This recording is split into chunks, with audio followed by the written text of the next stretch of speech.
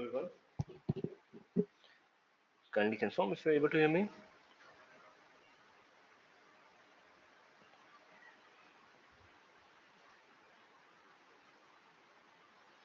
Am I audible, guys?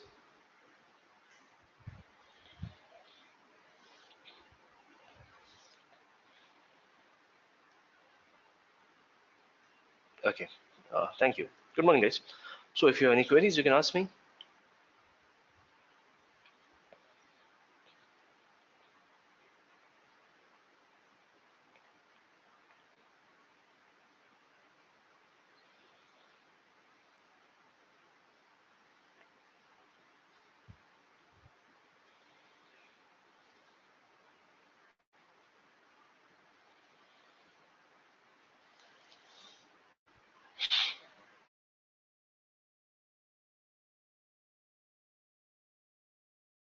I hope you all have downloaded and installed Anaconda.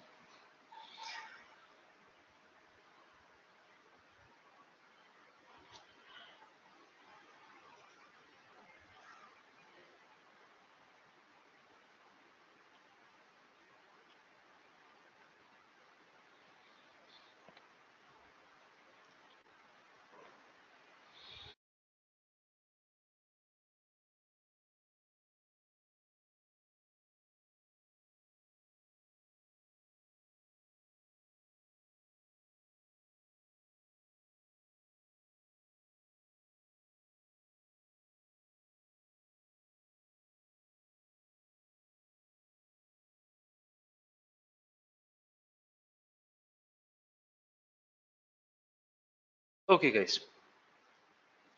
Let's start. Any queries?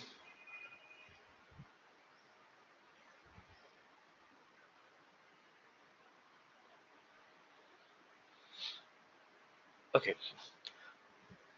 So, guys, when we work on Python, there are, as you can see on the screen, there are two ways of writing code.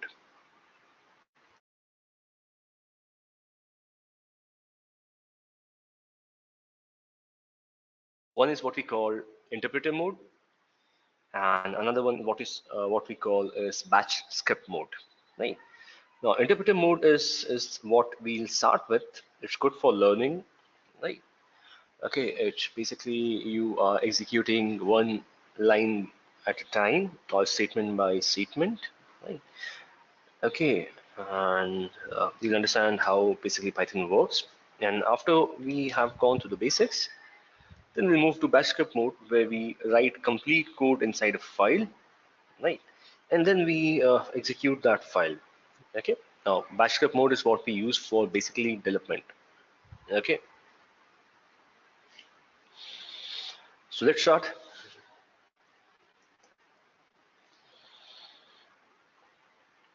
Now, there are a few more things that I would like to know, right?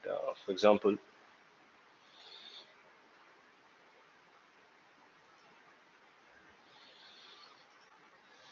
okay.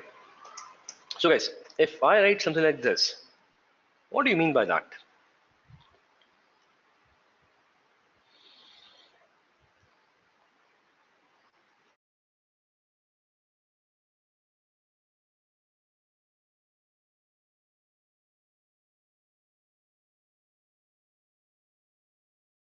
Um, Assignment of what? How do you read this, guys? I equals to 2 semicolon. Right, this is one of the very basic way of writing anything in almost all of the programming language, right? Okay. Okay, I'll tell you. I is what we call variable. Equal to is what we called assignment operator. Two is your data, and semicolon is indicating that okay, this complete statement I equals to 2 has ended. Now there's nothing more we want to write, so it's line ending character. You can say that a statement ending character. Assign, okay, let me read. Kuntal is saying assign value 2 to variable I, initializing I with value 2. Okay. Yes, we read it from right to left, right? Every time when we are working with this, what we do is we read from right to left, right? That is what how we read it.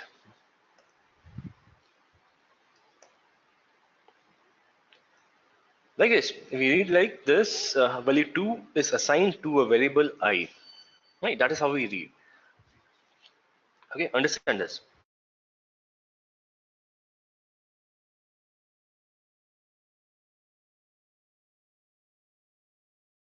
See, I'm going to compare Python with any other programming language that you know, right? And mostly, most of us would have gone to either C, C++, or Java in our colleges, right? If you are from an engineering background, right? Okay, so this is what it means. I equals to 2, right? With a semicolon. Now, if I include something like this here,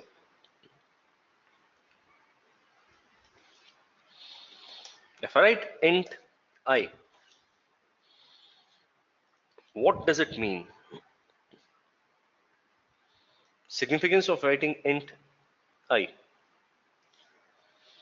Anybody?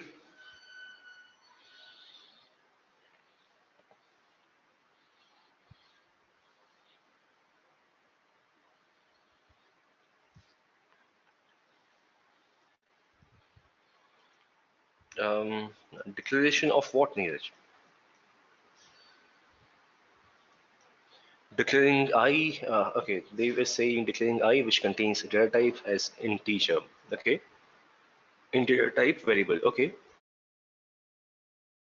Yes, guys, you are right. It says that, see, I equals to 2, I is a variable, right? Equal to is an assignment operator. 2 is your data, right? Data, you can call it a data, right? So what this read is that 2 is assigned to a variable I, right? Now, we are defining the type of I, right? Whether I is an integer, we write it like this, right? Whether I is a float or is anything else, we are defining that. But what is the significance of doing this? What is the physical significance of doing this? Right? Basically, guys, int is more of a memory specifier, right? Okay, when we write int, it specifies that how much memory is going to be occupied in the space, right, in the storage. Yes, exactly. Okay. Now, it depends on your programming language, first of all, right? How much memory you're going to assign first. Secondly, it depends on what is the system type. Is it 32-bit system? Is it 64-bit system? Right. According to two things, it depends on how much memory is assigned. Normally, when you talk about memory assignment, your character or char is assigned how much? How much memory, guys?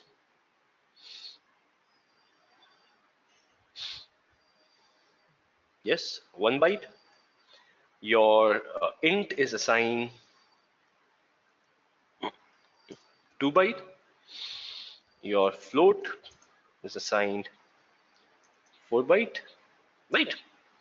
Your double is assigned 8 byte. Right. This is how you assign, or this is how the basically your languages understand this. Okay. So basically, what we are defining here, we are defining that okay, I is a variable who is going to assign a certain space in the memory, and after that, in that space, the value 2 is going to be stored. Right. This is what we are defining. Okay. Now this rule follows in programming language like Java, or you can say that most of the compiler-based programming language follows this rule, right? Of creation of variable and declaration of variable, right? Okay, and defining the data type, right?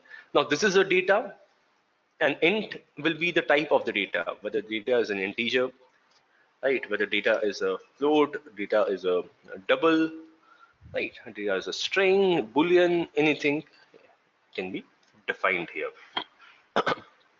Okay, understood, guys? So this is how basically your programming languages work. Now your Python is a bit different than this, right? Your Python works a bit differently. In Python, we write like this: I equals to 2.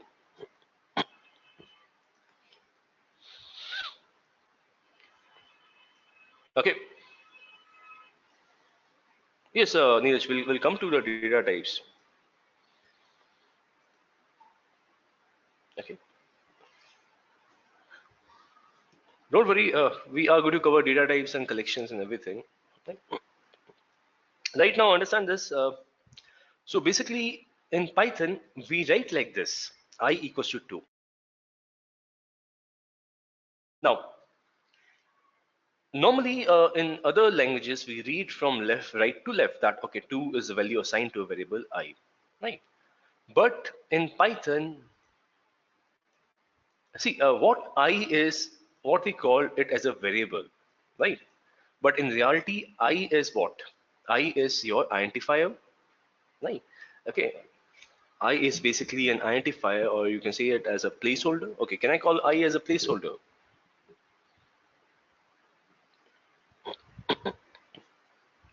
Let me guess here. I equals to 2 semicolon. Can I call I as a placeholder?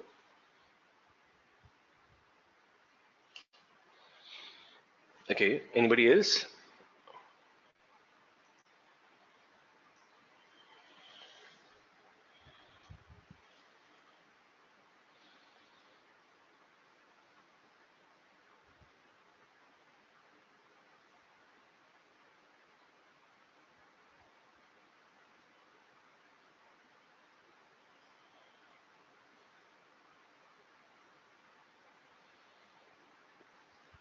Okay, so basically, when you say with the placeholder, okay, what do you mean by placeholder, guys? Okay, let's see if you know.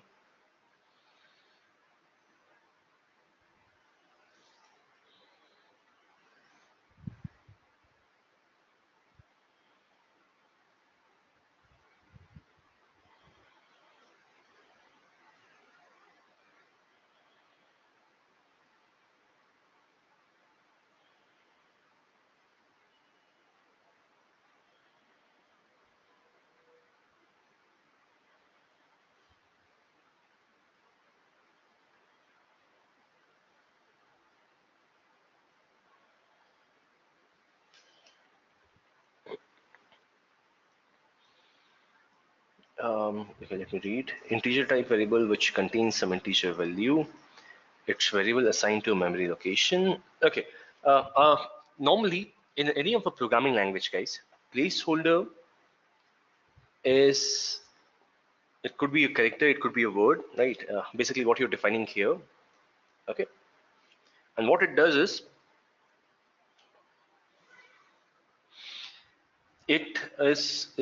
used to take up a certain space until that space is needed, right?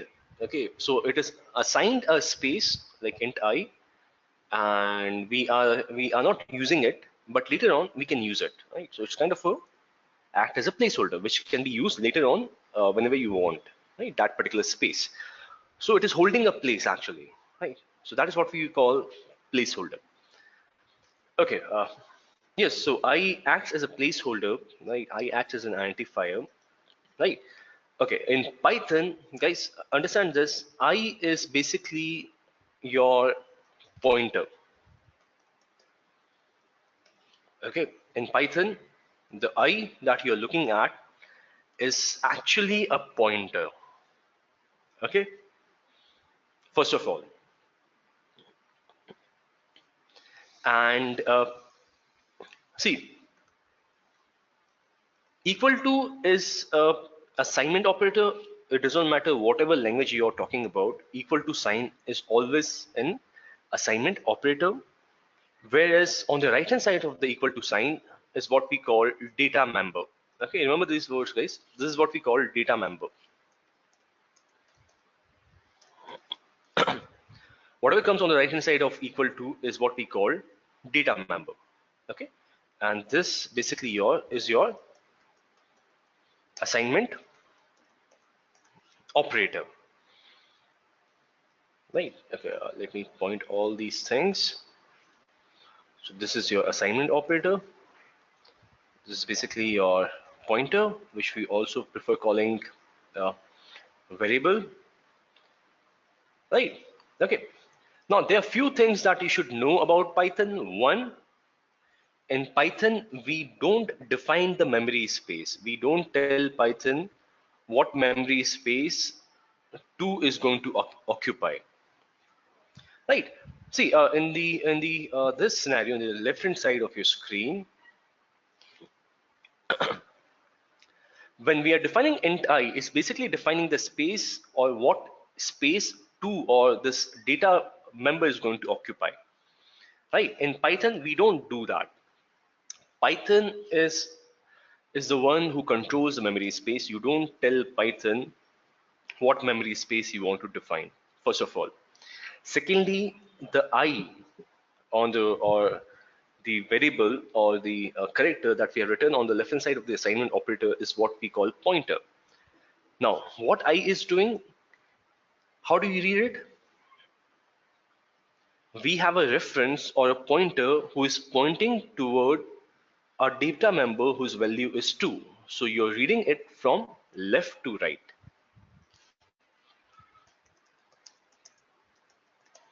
Okay. A pointer or a reference or a pointer is assigned who is pointing toward a location where data member 2 is located, right? Or pointer I is pointing toward the data member 2, okay, or the location where data member 2 is stored, right? So that is how we read in Python from left to right, okay, because I is a pointer, right? And there's no concept of assigning space in Python. You don't do int I, right? You don't do call float I, you don't create double, you don't create string like that. You simply create the pointer and the data member, and Python will know what it has to do with it. Now you don't have to tell Python that whatever is coming on the right hand side, is it an integer, is it a float, is it a boolean, is it a string? No, you don't tell that to Python, right? Python will handle it by itself. It will identify the data type, or basically Python will identify the type of this data member, right? Okay, Python will identify the type of this data member, right? It could be integer, it could be float, it could be boolean, it could be string, and there's one more type that Python identifies is what we call complex. Right, so these are the data types that Python identifies. Now, these data types are basically the type of data, whatever is coming on the right hand side of this equal to sign. So the type of this data member, right? There are 5 types of data that Python identifies by itself. You don't have to do anything. Int strict a equals to 2, so pointer in CS.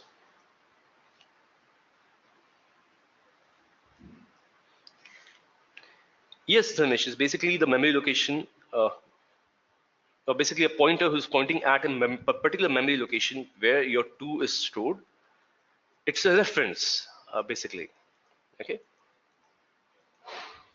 Okay. Let's see this. Let's see how it looks like. Okay. So guys, any doubt here? Can we see this? Okay. So I is a pointer, 2 is an assignment operator. Sorry, equal to is an assignment operator, and 2 is what we call data member. Okay, and you can have different types of data member. So basically you can have 5 types, or in Python we have 5 types of data member, which are integer, float, boolean, string, and complex. Okay, let's see this. Okay guys, we are going to start with your interpreter mode. No, Prashad, no, Dev, in this it is a reference to the pointer, but the operation is going to be performed on the data member. Right. See, I is pointing toward that location. I is a pointer, but it will conduct all the operation on behalf of those data members.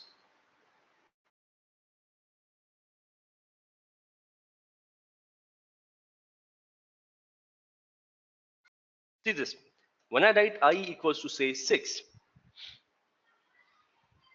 okay, let me do one thing else, something else, right? Let's say that uh, 7, I'm just defining, I've just entered 7. Like this, now this is a mode that we called interpreter mode, guys, right?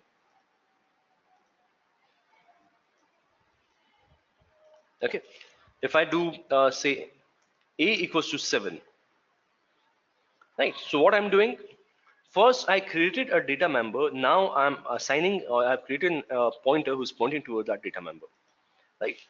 You can find about the basically the address by writing like this, id of a, and it's going to give you a particular number, right? And this number is according to your operating system and according to your language, right? Now this is a number generated by Python according to itself, right? I have nothing to do with this, right? Actually, Python generates this number. So this is basically ID or address where your data member is stored. Okay, see this?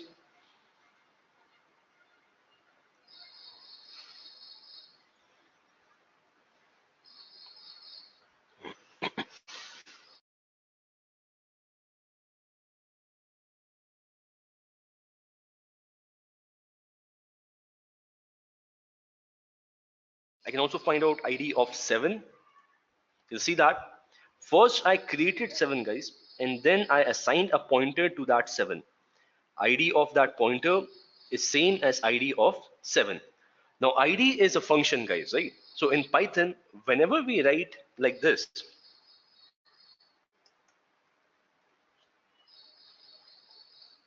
we write ID, parentheses open and close. Either this is called a function or it is called a method. Okay, for now, let's consider them as a function. Okay, I'll explain you what functions are. Okay, right now just understand that this is what we call function. Just remember this. Right? You don't have to understand what function is at this stage. Okay, so we have a function to find out the address of where your data member is stored.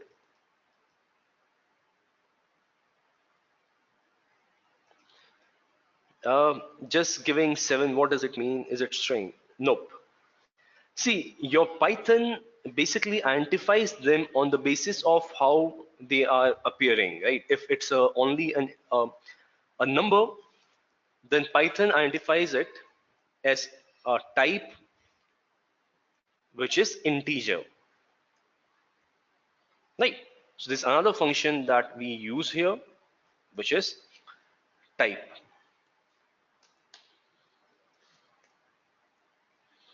Type is going to basically tell you what Python is considering this 7 as, or what Python has resolved this particular data member as. Is it an integer? Right. In our case, this is an integer. Okay. So type is another function that you can use to find out what Python has resolved a particular data member as.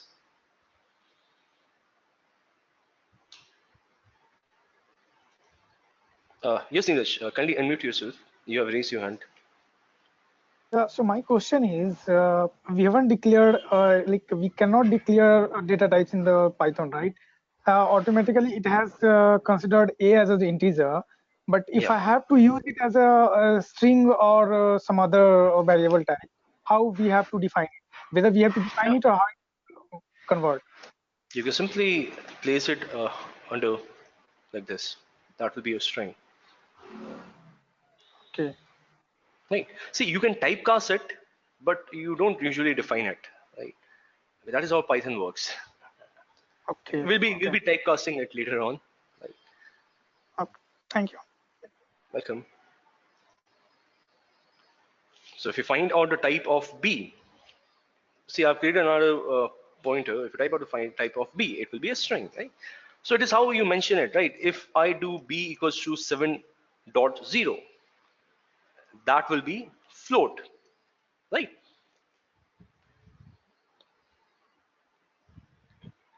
Okay, right now, guys, concentrate here till this point. Okay, now, guys, there's a very interesting way in which Python handles the memory space, right?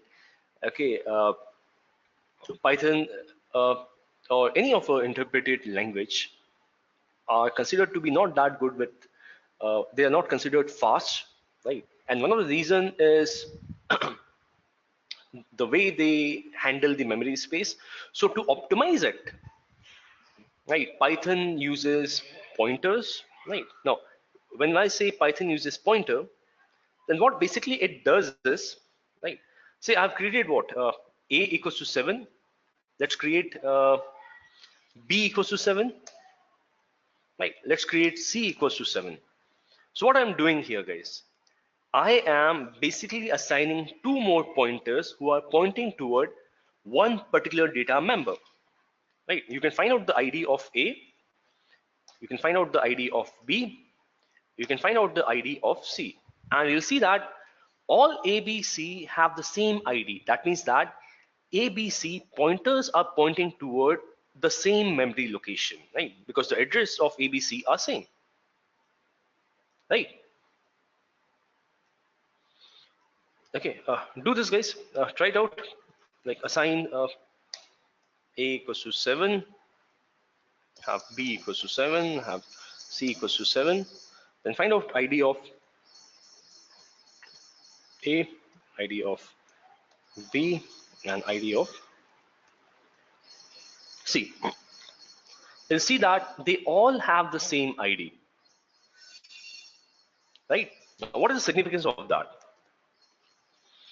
That means, guys, that you have a memory location, right? That is not in your control, right? You have a memory location where 7 is stored. Like 7 is stored in a particular memory location, and your A is basically a pointer who is pointing toward that memory location. Right? A is a pointer. Like when I write A equals to 7, that is what I'm doing. I'm assigning a pointer to the data member 7 who is at a particular location. Right? Now, similarly, when I have B, right, I'm doing the same thing. I'm assigning a pointer to the same memory location. I have C. C is doing the same thing. They all are pointer or references who are referencing or pointing toward the same memory location where your data member 7 is stored. That's why A, B, C, all the three variables or all the three pointers are being showing the same address, right? Because they are pointing toward the same memory location, right? Okay. So that is how your Python saves in a way memory, right? Okay, it does not waste the resources or it does not allocate the resources again and again, unlike other languages, right? Okay, I'll give you a comparison. Okay, any doubt here, guys?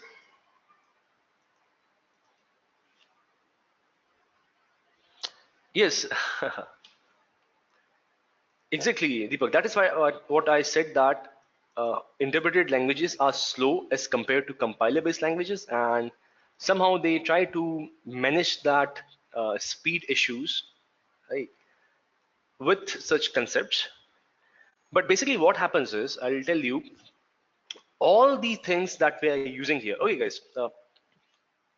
Basically, how does it work, right? How does memory handling work here, right? First of all, it has its own garbage collector which runs automatically in the background, right? It clears out any un or any objects or any data members which are not being referenced, right? So that is your automatic garbage collector that is running out. Apart from that, basically your Python keeps track of all the variables that you have created, right? Simply run dir function. Okay, so dir function, when you run it, it will show you a list, and this list is a weird looking list for now, right? You can ignore initial values, right? Just scroll to the bottom. you'll see that A, B, C are the variables, or basically these are the pointers that I had created, and I also is a pointer that I had created. So what Python is doing, whatever variables or pointers you are creating, Python is keeping that its track in its memory. For example, if I create D equals to 7 also, right, and if I do dir, you'll see that that particular variable reference is also stored here, right? So Python keeps on doing this, right? So say if you created such 100 variables, your Python will keep reference or information about those 100 variables in its current memory space, right? This is basically the current memory space of your Python, right? Now every time, say you have created 100 such A, B, C, D and till 100 such values, and after some time, right, your Python is going to keep track of all these 100 variables. And if you want to fetch one of the variable, how Python is going to fetch these variables? Say if I want to fetch C, so Python will have to loop through all these data. Yes, Python is going to loop through all this data, is going to iterate through this data, and is going to find out your variable and is going to show it to you, right? And that takes time, right? And that depends on a few of the things. One, how good is your memory management, right? Okay, of course, if you're running an automatic garbage collector, then it is going to be handled by Python itself, right? Second, how good is your processing capability of your system, right? And that is where your Python becomes a bit slow, right? In doing so, in accessing all the references in its namespace, right? This is what we call namespace actually, right? And this is where your interpreter, not only Python, but all the interpreter-based languages becomes a bit slow, right? Okay, got it? That is the actually is the thing which makes Python a bit slow.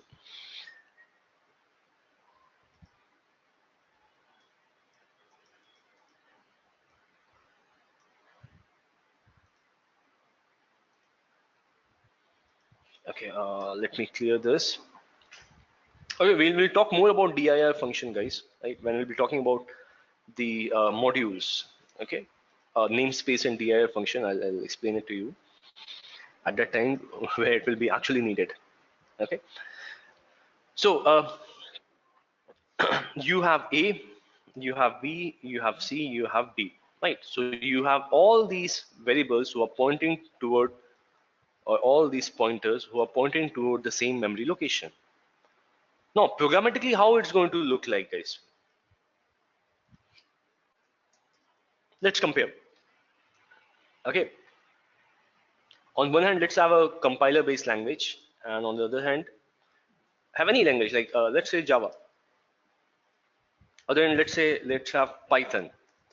Right, so I have to, if I want to do the same task, this task in Java, how I'm going to do that?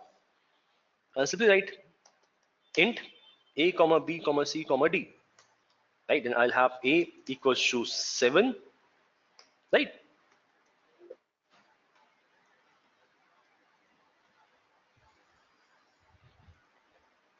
I'll have b equals to 7, I'll have c equals to 7, I'll have d equals to 7. Oh yes, that is how I'm going to write if I want to create the 4 variables or a b c d with the same value.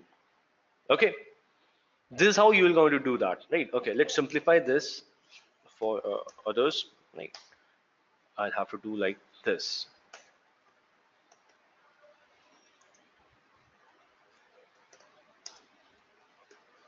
Right, you can write it in a single line, or you can write it like this. Okay, so basically you have defined ABC all as a type of integer. Then in then we are assigning what, or we are defining how much, or what is the value that is going to be stored in this memory location. See, first we define the memory location or a memory size, and then we define what is going to be stored in that memory location. Now, what this is going to do, int A, int B, int C, int D is going to create 4 memory spaces, is going to occupy 4 different spaces in the memory. Okay. Now, same thing if you want to do in Python, what are you going to do? You're going to do A equals to 7, B equals to 7, C equals to 7, D equals to 7. That's it. Now, here guys, in Java, for example, 4 different memory spaces are going to be allocated and occupied. And here, for the same task, 1 space is going to be used. Okay, so that is a difference. You can say that, right? Yes, Vanisha. Kindly unmute yourself.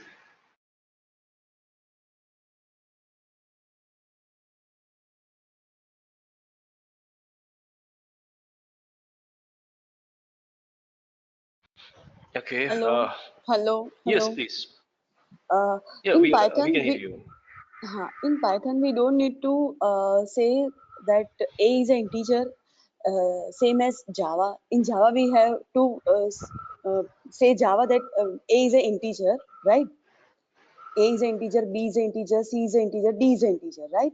Yes, But you have in to do that. Python, we don't need to say Python that a is an integer. Is it so? You don't. Yes, you don't have to. Okay, okay. If I put a number or if I put any function, the say 7 plus 5, so Python will understand automatically that yes, it is an integer. Yes, Python will. See my screen. If I Okay, write this number, and if I find okay, the type of this number, 8765, okay, Python will identify it, right? Python supports okay, dynamic typing. Yes. okay, Okay. okay, okay. Thank you, thank you. Welcome. Okay, so this is how basically Python work, right? This is how Python, instead of like in fact being a bit slower as compared to other, this is how Python tries to cope up uh, in processing speed or in referencing. Okay, now it has its own pros and cons, right? But I've told you the pros and cons both. Okay, now, so guys, you understand that I equals to 2, where 2 is your data member, right? And your 2 can be, this data member can be of different types, right? Okay, and this is where your concept of data types comes into the picture, right? So in Python, basically you have 1, 2, 3, 4, 5 data types. Okay, in Python you have, or whatever is coming on the right hand side of this equal to sign, if it is coming as a single value, then these single values can be of 5 types, right? Either it could be an integer, or it could be a float, or it could be a boolean, or it could be a string, or it could be a complex. Okay, if you talk about the memory allocated in this space, right? Uh, okay, how much memory is going to allocate it in Java's case, guys? First of all, it depends on your computer's bit. Like, is it 32-bit or 64-bit? Right. Okay, now how much memory is going to be occupied in Python?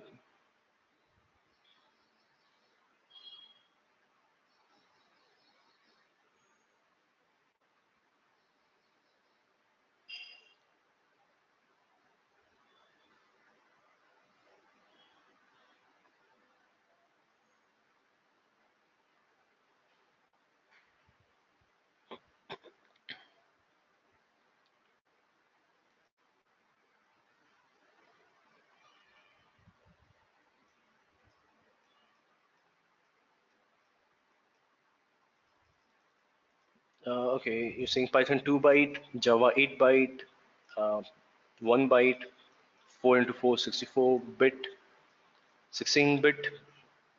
Okay. Okay. I'll have to tell you something which I have not taught you right now. Right. Okay. Let me show you. Okay. For Python, let me show you. See, we are dealing with the integer, right? Okay. So I'm simply going to show you something which you can. Uh, we are not going to dive into this, guys, right now, right? Because all of us have not reached that level, right? So let me show you get size of say int, right? So you can see it here. Int takes how much size?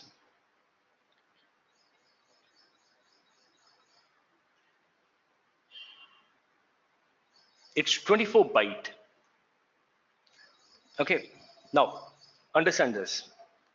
In my system, which is a 64-bit system, the size that int is going to take is 24-bit, right? Similarly, you can find out the size of the different say for example, get size of say float. Float also takes 24-bit, right? And so on, right? You can find out the size of all of those things. Right now, 24-bit, yes, it might seem a big size to you, right? 24-bit is what? 4 byte? Like this. One byte is of 8-bit. Okay, let's remember this calculation. Your 1 byte is of equivalent or is equal to 8-bit. Right.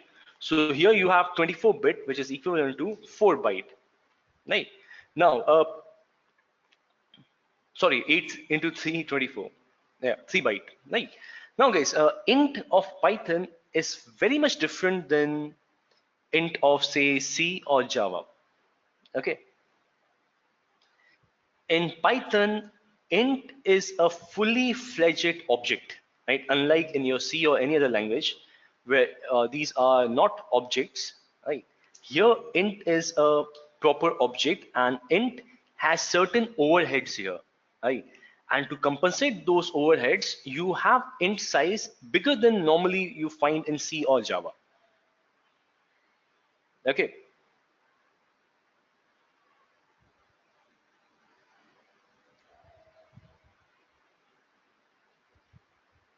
Right. So the amount of the storage taken up by int depends on your system's byte or system's type. Is it a 32-byte bit system or is it a 64-bit system? Depends on what version of Python you're using, and these are the factors which defines it. Right. Now, since basically in Python, int is not only just a data, or you can say that size specifier. It's basically an object, right? Okay, so here you have a certain overheads which are compensated here, right? Okay, now same thing applies in Java also, guys, right? In Java also, if you consider that, okay, if int is of 2 byte, right, then it will be of 8 byte, right? Here your int will be of 3 byte.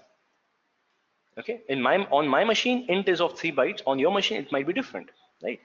Okay, and let's say that Java int is of 2 bytes, then we are occupying 4 memory spaces, so it will be 8 byte. So you are what? You are saving what, 5 bytes of space? Okay, that is the difference. Okay, you can try it out.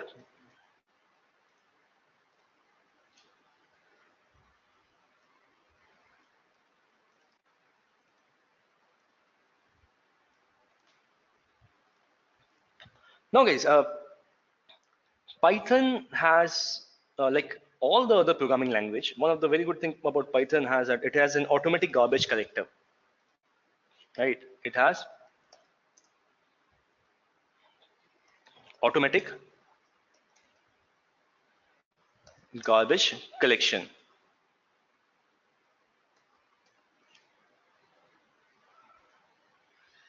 Okay,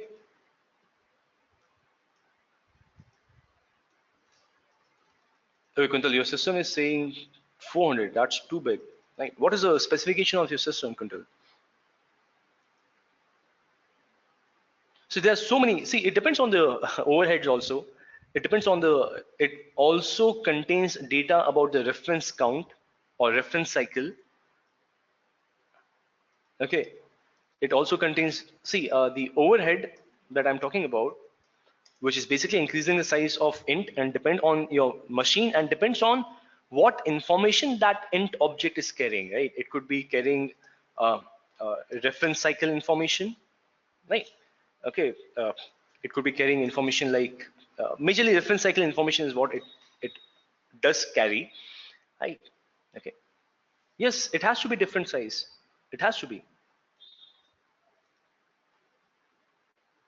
Okay, that's why in Python we are not the one who fixes the size, right? Python fixes the size. We don't. Okay, so some of you are getting 12. One of you is getting 12. I'm getting 24. One of you is getting 400, right? Okay. Now, guys, see here. You have A, you have B, you have C, you have D. Okay. So scenario is this, guys. Now, if I start deleting these references, right? For that, I'm simply writing delete A, delete B, delete C, right? So what I'm doing here, guys, when I delete A, which is a pointer, I delete B, I delete C. So what I'm doing here is basically I am deleting the references A, B, C, right? I am deleting the pointers. I am not deleting the data member, right? Data member is there. Only the reference to that data member or that location is what I'm deleting. Okay.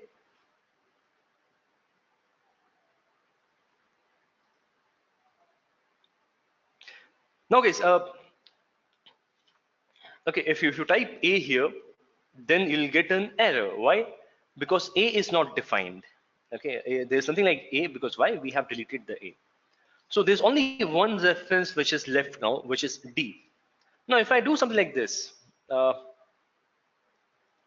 D equals to D plus 2. So the value of D is going to be 9. Right? Now, what has happened? Now, D is not pointing towards 7. Now, there's a new value toward which D is pointing, which is 9. So again, what has happened? Your pointer D has stopped pointing toward this. Now D is pointing toward a new data member, which is 9. Right? Now tell me, guys. Okay, look at here, guys.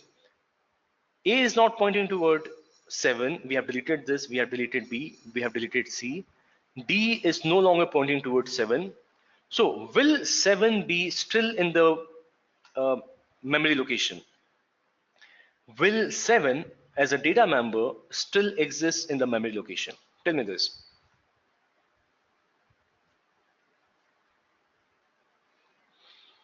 Okay, Satish is saying yes. Anybody else?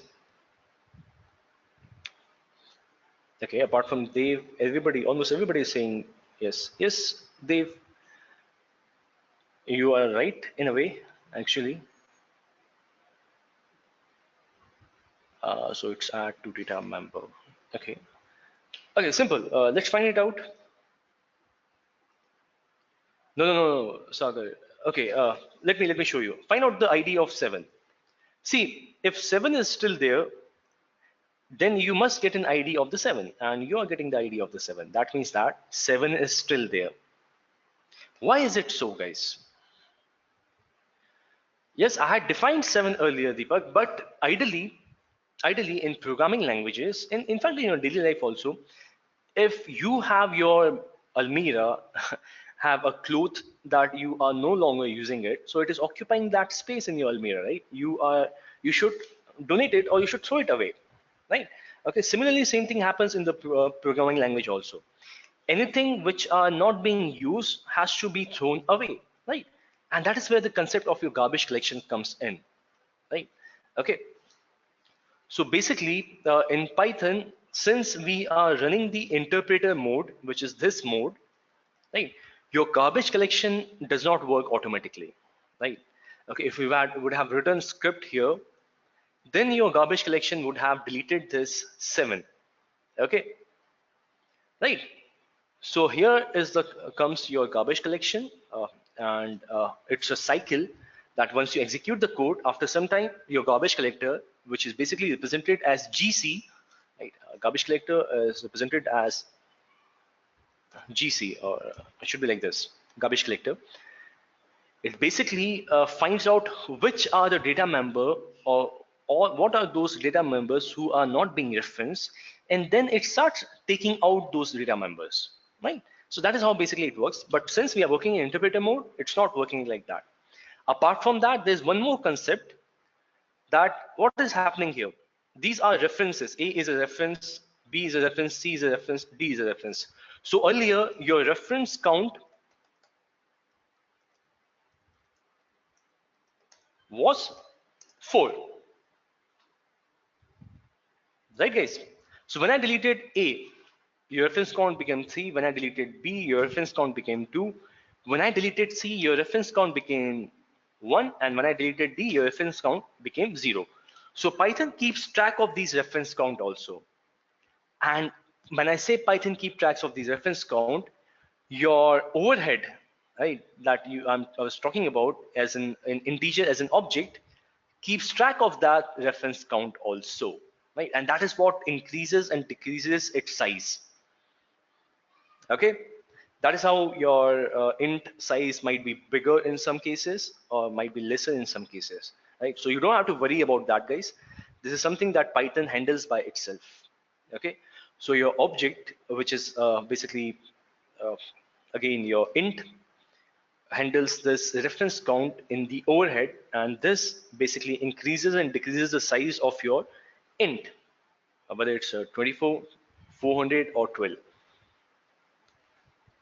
Okay, so as your reference count becomes 0, what will happen? That means that this particular object or this particular data member is not being referenced, and your Python will delete it, right? So you have garbage collector and you have reference count. So they both are same in a way, right? But their theoretical concept is different.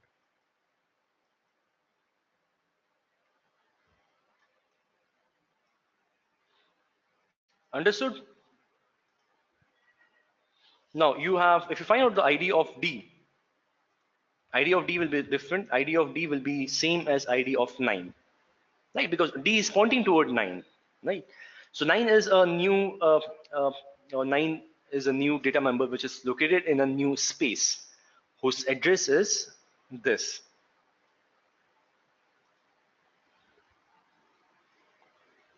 Okay, see this?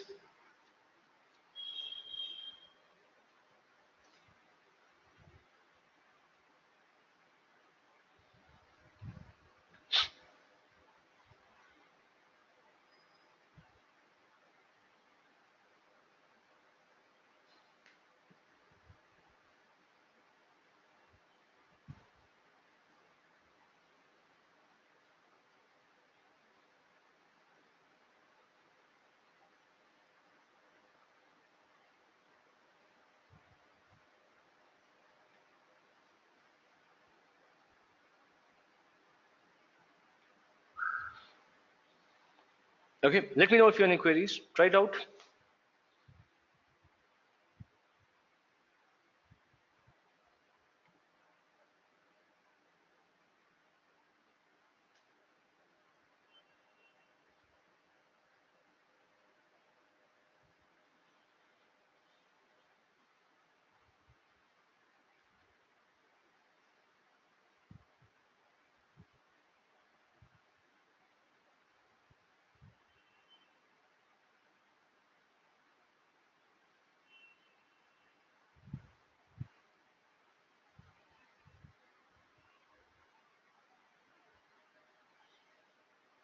Okay, so I'm going to clear this, guys.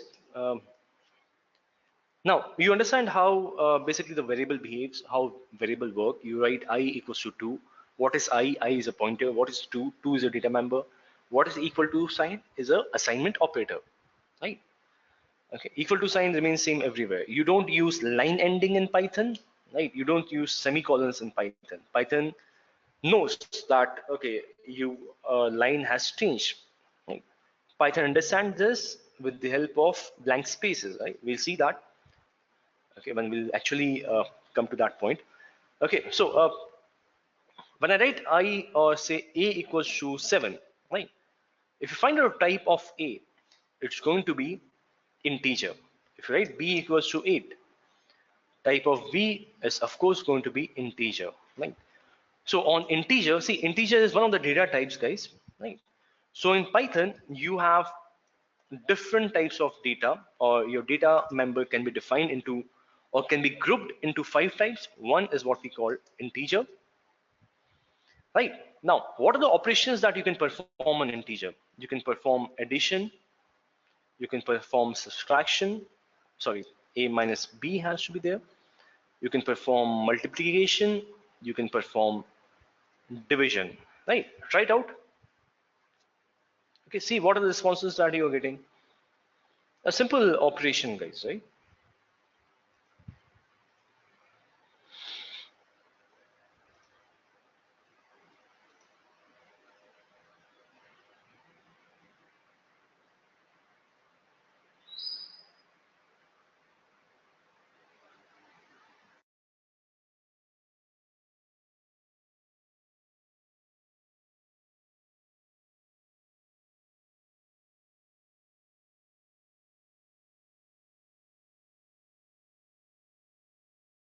So operations that you can perform, these are the normal ones, right? Plus, minus, division, multiplication, right? There are more operations that you can perform, right? If you want to find out the, say, cube of 2, right? If you want to find out the cube of 2, right? Your, say, a equals to 2. If you want to find out the 2 to the power 3, that is cube of 2, right? A and this, right? So we use double asterisk sign for finding out the power, or basically these values, right? For example, I want to find out 3 cube or 3 to the power 4. I'll do like this. Okay, so this is a very useful basically operator. Right, these are what we call operators. Okay, guys, this equal to, or this asterisk sign, or this forward slash, or hyphen, or plus sign, these are your operators.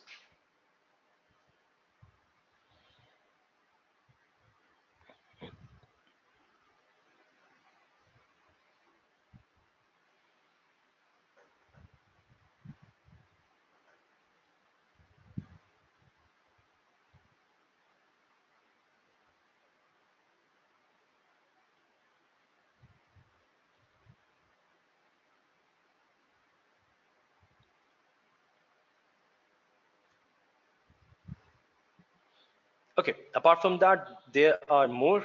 Right, okay, try it out. Try these all out, guys.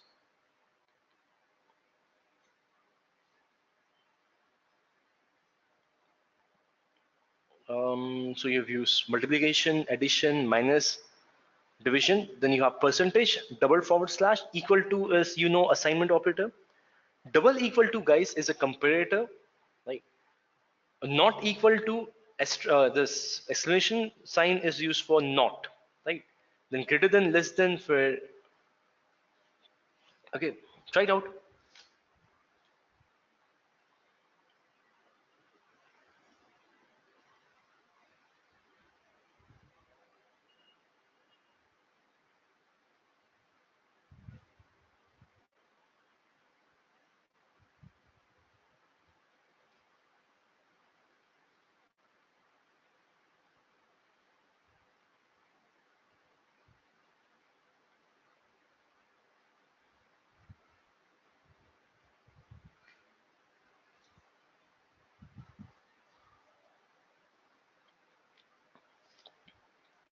Okay.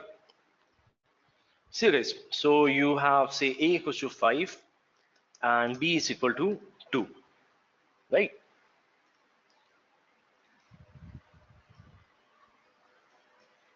Yes, let me show you what double forward slash do. Okay, you know what percentage do?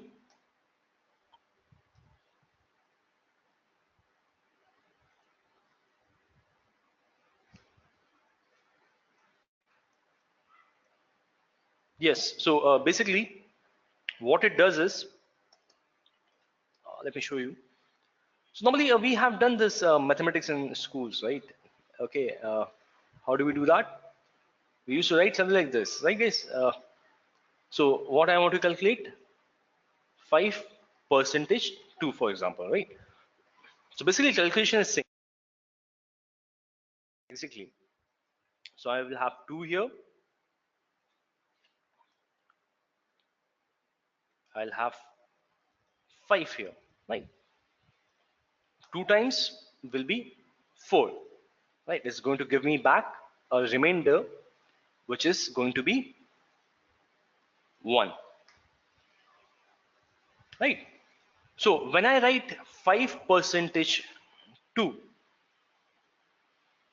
then basically I'm calculating the what? Remainder.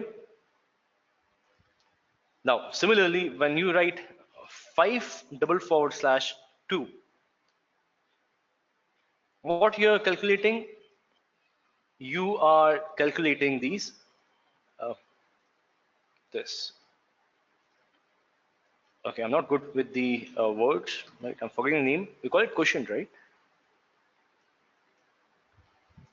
Right. So basically, this is your floor division operator, and this is your modulus or modulus, right? Okay, got it. So 5 double forward slash 2 basically gives you the quotient, right? And yes, and your normal 5 by 2, what is going to give you, right? And your normal 5 divided by 2 is going to give you 2.5, right? Okay, so these are the difference.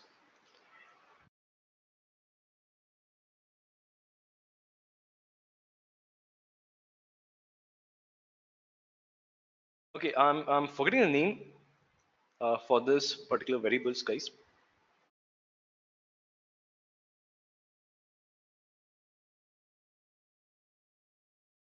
Let me find out. I think it's called floor operator.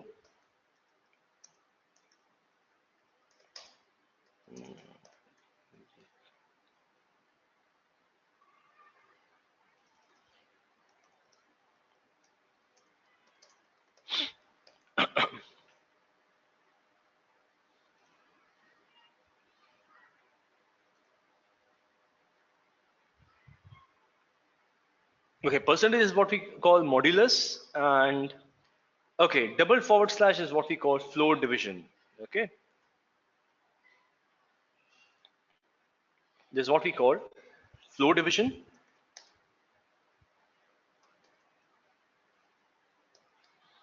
This is what we call modulus.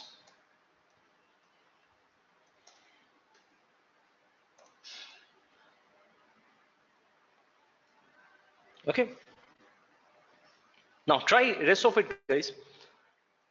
Try this double equal to, not equal to, right? Greater than, less than, greater than equal to, less than equal to. So basically for here, from here onward, you'll be needing 2 variables or 2 integers.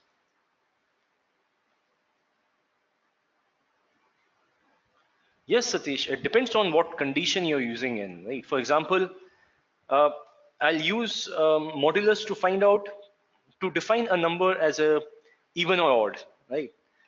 Okay, what I'll do is I'll have a particular number divided by 2. If the modulus is 1, that means that the number is odd. If the modulus is 0, that means that the number is even, right? So these are the tasks that we do with these things, and these are very much handy. Now, where are you going to use floor division in that case? Tell me. If modulus is used like this, how are you going to use floor division? Can you imagine?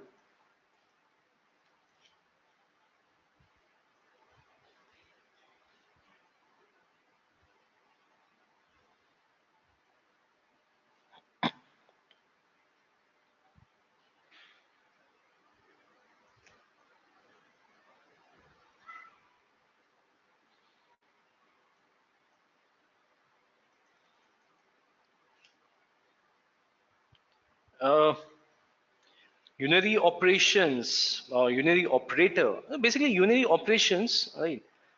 Basically, you have one number where you are performing all the operations. I think yes, Python supports unary operation.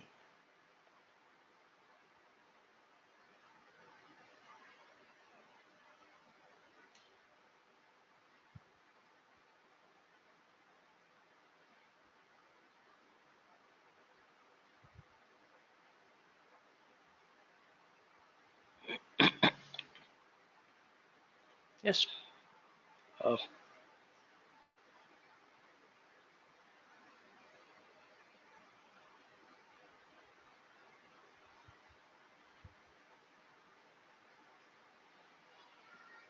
you can have plus plus for incrementing a value. So that is example of your, I think, unary operation, right?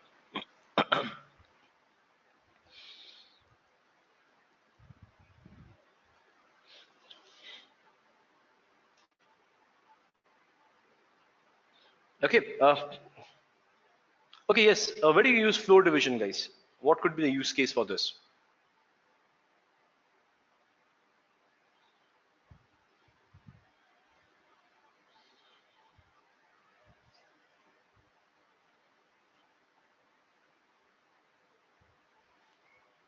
Find it out. Take it as a homework. Okay.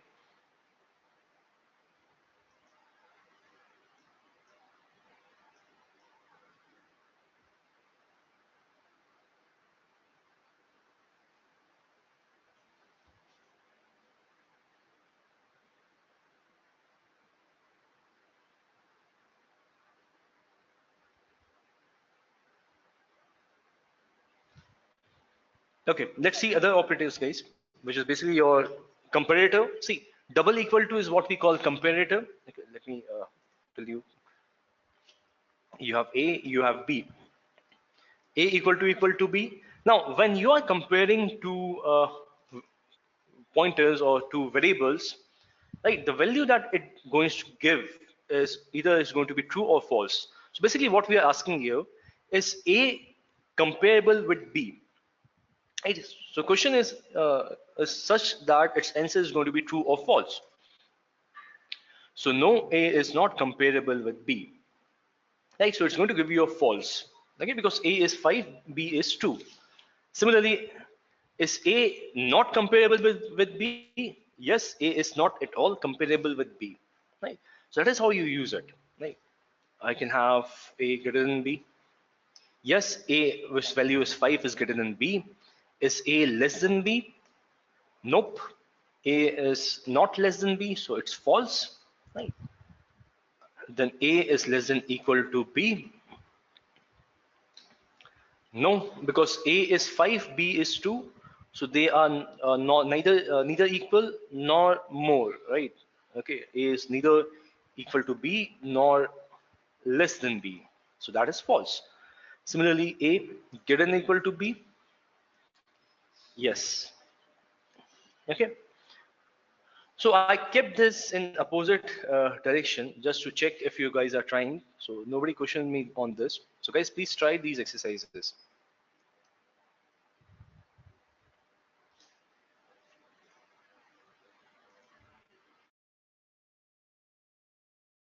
See how it works. Just see this. It's a simple thing to do, but it's quite powerful.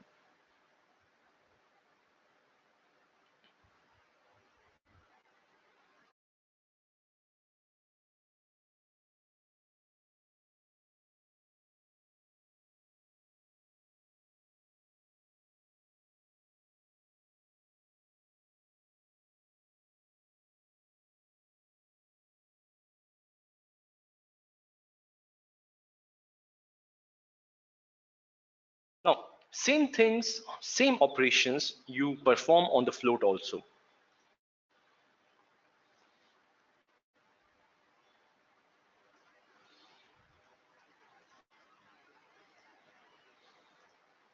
I'm going to clear this. Same you can perform on float. Now, what is the difference between integer and float? Float are your decimal values, right? So guys, first of all, there is no concept of double in Python, right? There is no concept of double in Python. Your float acts as a double also. Why? Because the precision of float is great, right? You have double the precision of float to make it comparable with double, or it covers up for the double also, right? How do you write it? Simple. You simply introduce a decimal, right? That will give you a type which is float. I'm simply introducing a decimal. Okay. So your Python will come to know if it is a float when it encounters a decimal. Right? You don't have to tell Python. Python will read it and tell you that, okay, or understand if it's a float or if it's an integer. So basically, if you look at it from the perspective of Python, Python takes anything on the left hand side of this assignment operator, right? It could be A, it could be anything actually, right? And what Python judges, or what Python actually reads, is what is coming after the equal to sign or after the assignment operator, right? That is what Python judges or evaluates. Okay, so you can have A equals to this, you can have B equals to 3.33, right? Type of B is,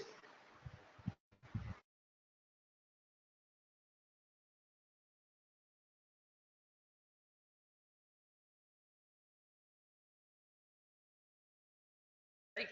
So you can perform all these operations that we have performed, right? Kindly perform all these operations, right? Which are basically your double, your percentage, your greater than, your less than, your equal to, your not equal to, right? Perform all these operations on this, guys.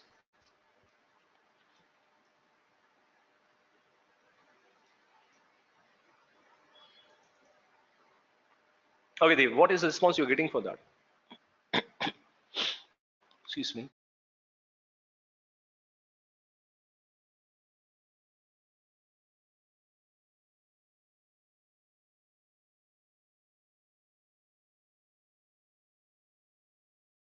Okay, guys, perform these operations on float. See, there's not much difference between float and integer. Only thing is that introduction of decimal and the size.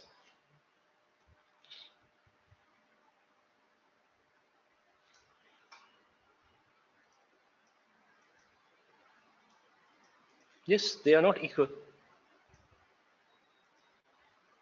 Anyways, try it out.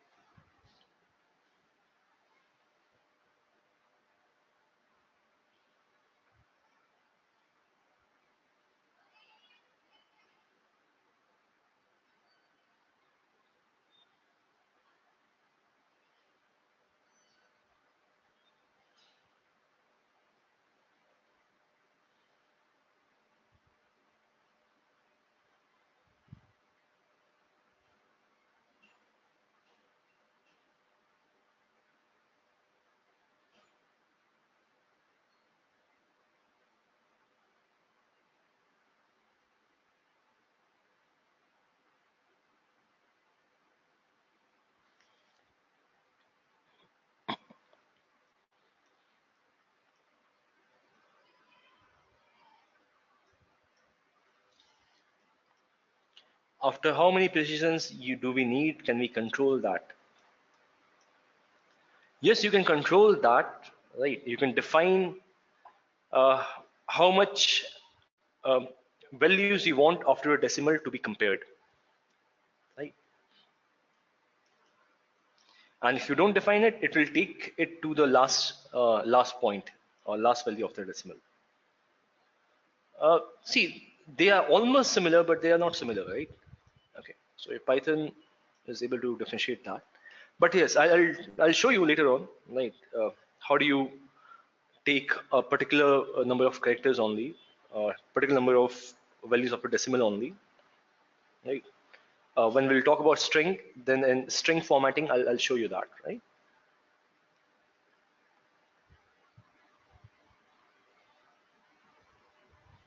The input values, when we'll be taking it, then we can take according to us how much value, how much value of the decimal we want, as in our further coding. Okay, guys, tried? Easy, right? Now you can convert, guys, integer and see integer and float has only one difference, that is of decimal. So I can convert integer into float and float into integer, right? Say that I have j equals to 2. I want to convert j, which is whose type is integer, into float. What I'll do is there's a function called float function. I'll pass j to that function, and your j will become float, right?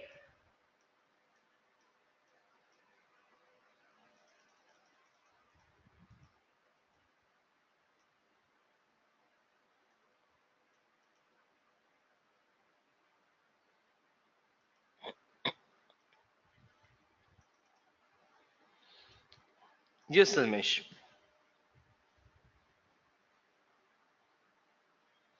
Now, can you tell me why is it happening? Okay, okay. First, see this, right?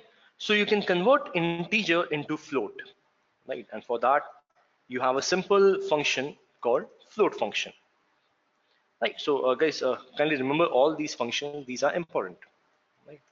So you have one more function here, which is called float function. Similarly, you can convert float into integer, and for that we have a function called int function, right?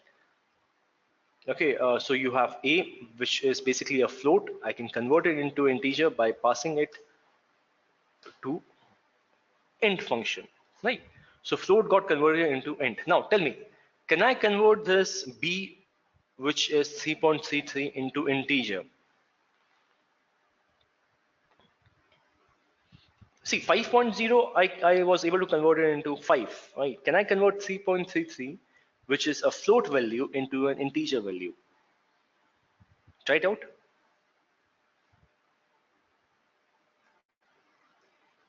Yes, exactly.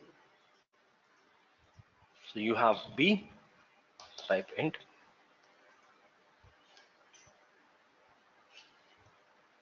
int b.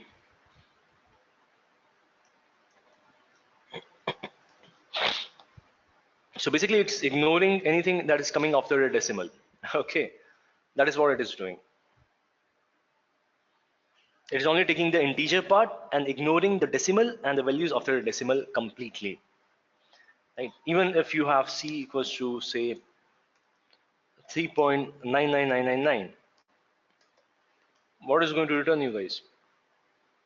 It's not going to round it off. No, it's simply going to ignore decimal and the values after a decimal. Okay, this is how your int function work.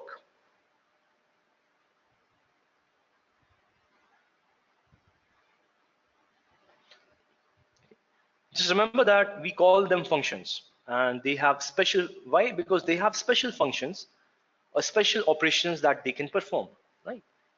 Okay, so you have seen id, type, float, and int as functions. Okay,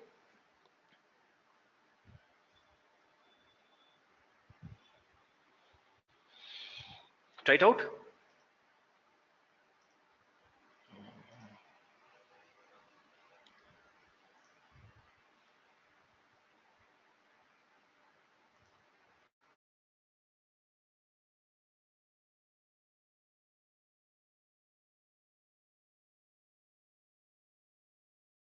After int and float, guys, we have what is called complex. Now, Python has an inherent support for complex numbers, right? How do you write it? Say a equals to 5 plus 6j. Type of a will be complex. Right now, always remember this, guys, that the uh, imaginary part in complex number in Python is always represented with j. Always. Okay, remember this.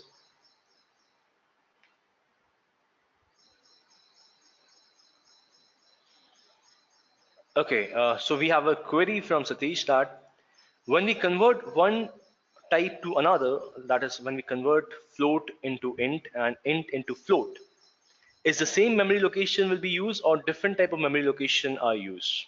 Okay, can anybody tell me? Okay, check this out.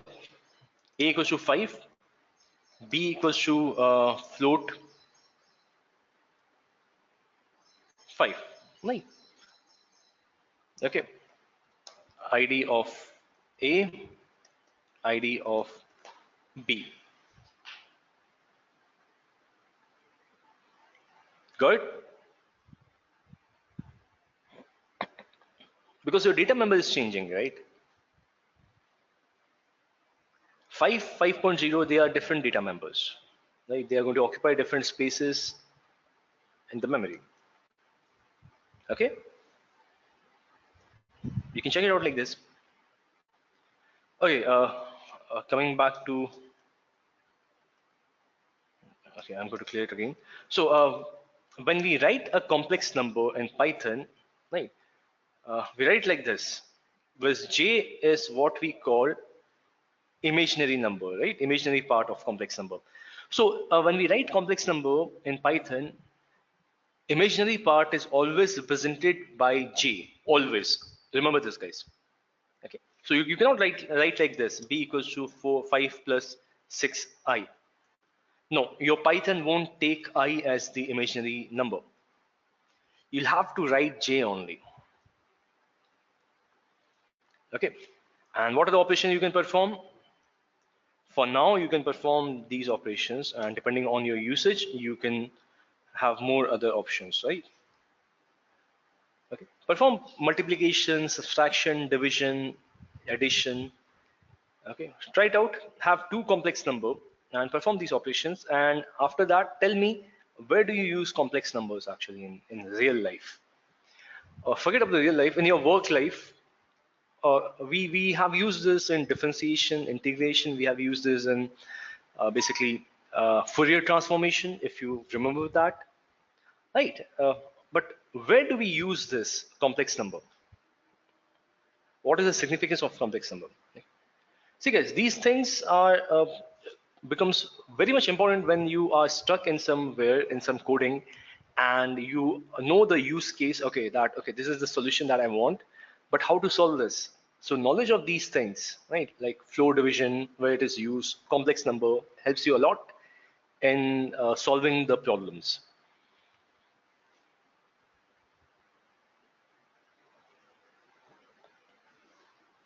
Okay, perform these operations.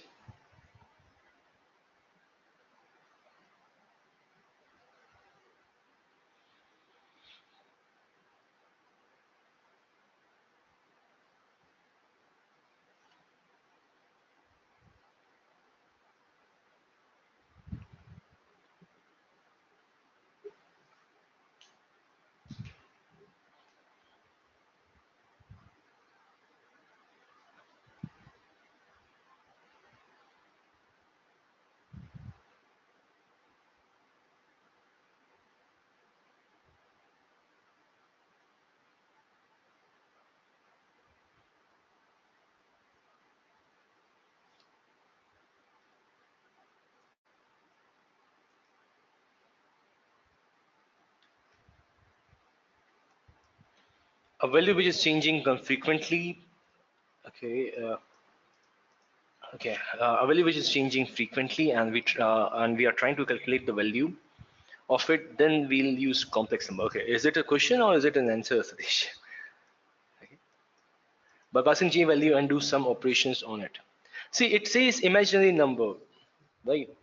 Some things which cannot be explained in a normal way, we introduce imaginary ways, right?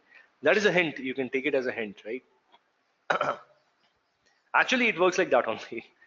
Something we are not able to analyze with the realities, right, or the real numbers, we introduce imaginary numbers. Yeah, you can consider it with the say frequencies, right, or your um, basically normally your frequencies analysis, all those things, right? Your use cases where you are dealing with such things, you use it. Temperature, I don't think so about the temperature. See, temperatures are the known values, right?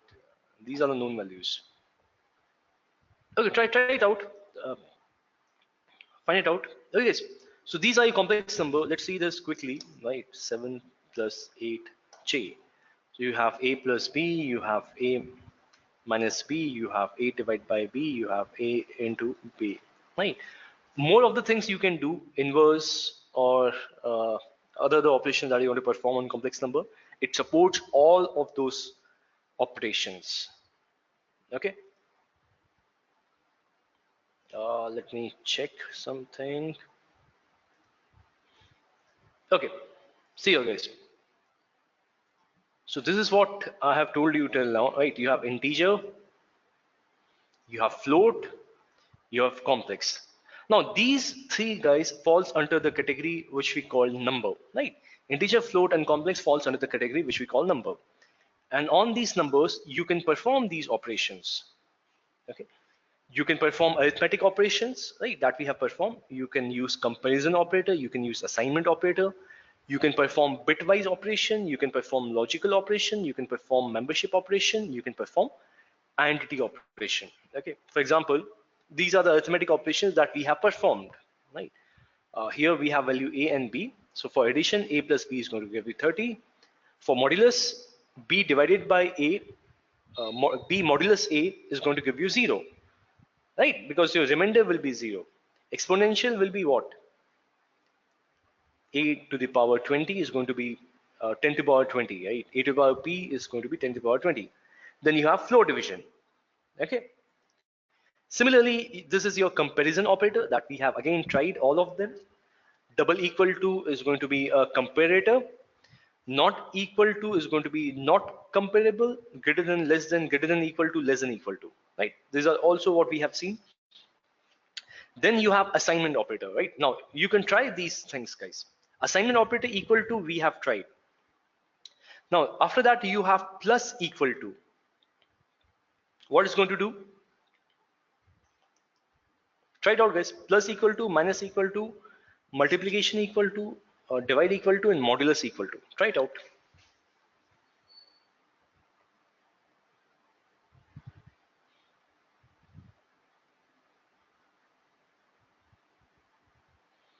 Okay, so basically what it's going to do is, let me tell you.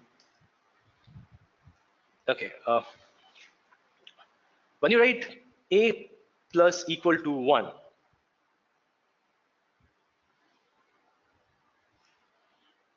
okay, so what is going to do?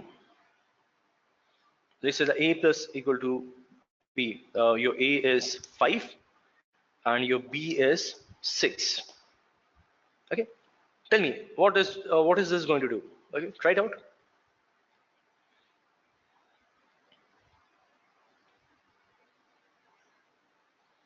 And after that, simply find out the value of a.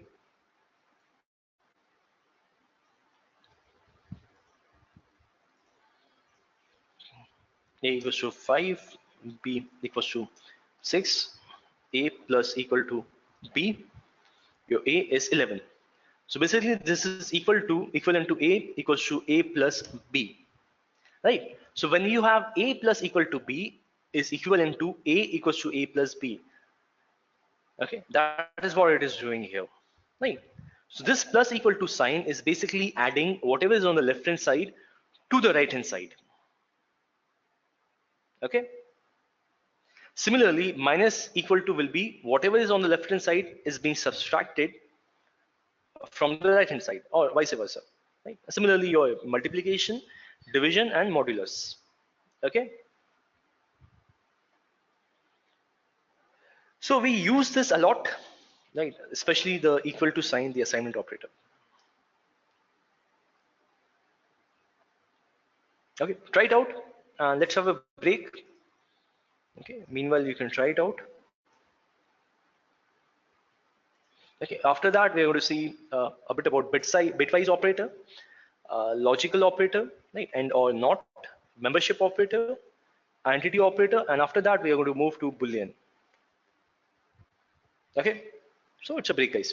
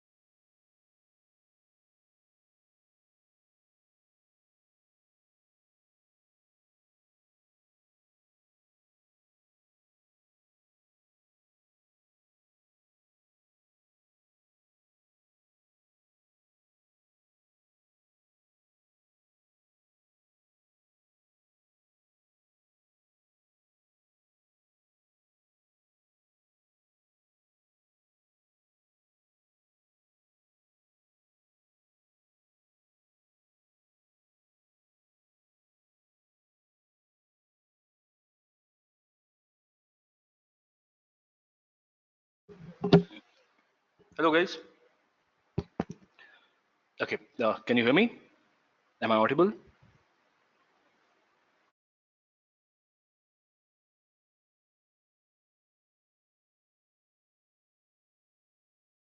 Okay, coming back to what we are doing.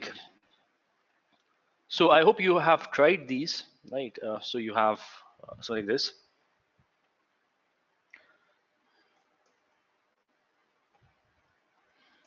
B, A minus equal to B.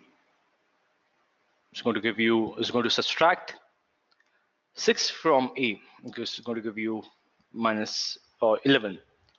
Then you have A into equal to B. That is going to be 11 into 6. It's going to give you 66. Right? Okay. So you understood how it is working basically. So basically performing all the operations here itself. Okay, and that operations that we are performing, its value is getting stored in A in all the scenarios. Okay.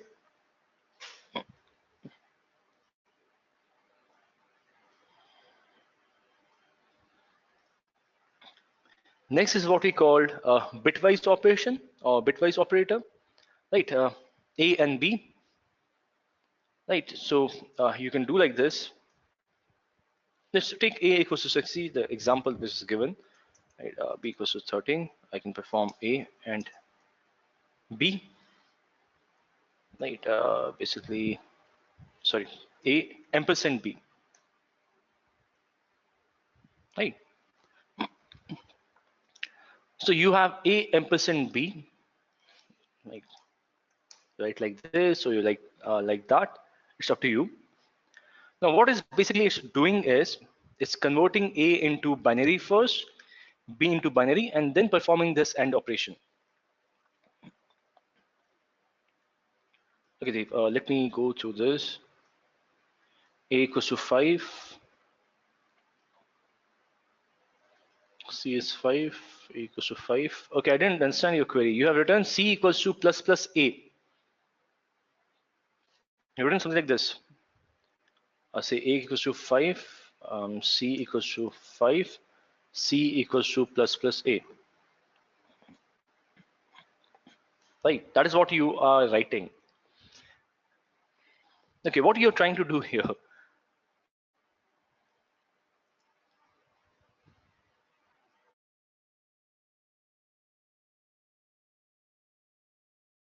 Yes. See, does this operation make sense? Plus plus A, what does plus plus A is going to do? It should be A plus plus basically. Uh, okay, sorry. A, B. Okay, I've changed the values. A equals to 5 and C. Right. Okay. Okay, you want to do a post increment.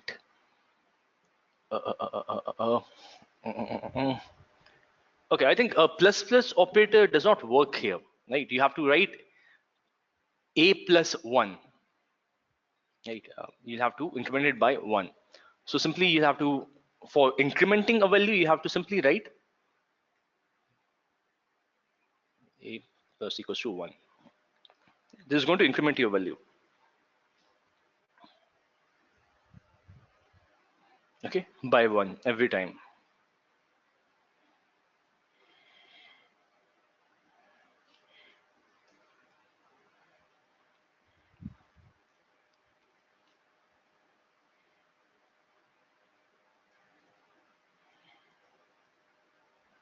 Uh-huh.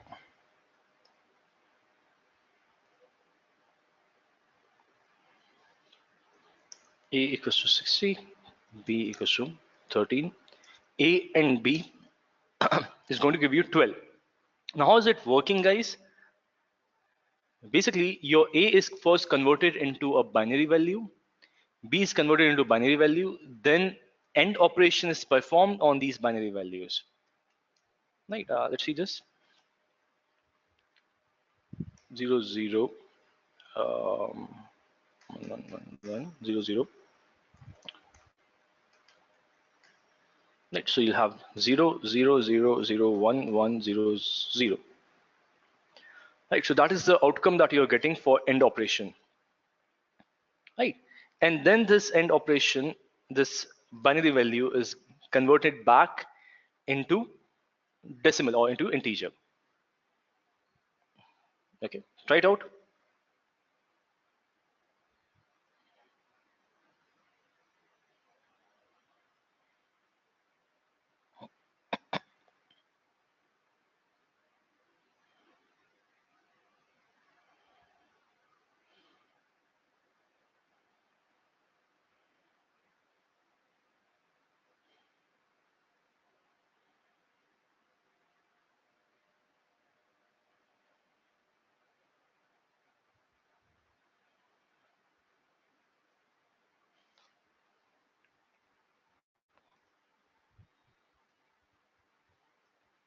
Yes, you can perform OR operation, you can perform XOR operation, you can find out the binary complement, you can shift a binary value to the left, to the right, you can shift all those things you can perform.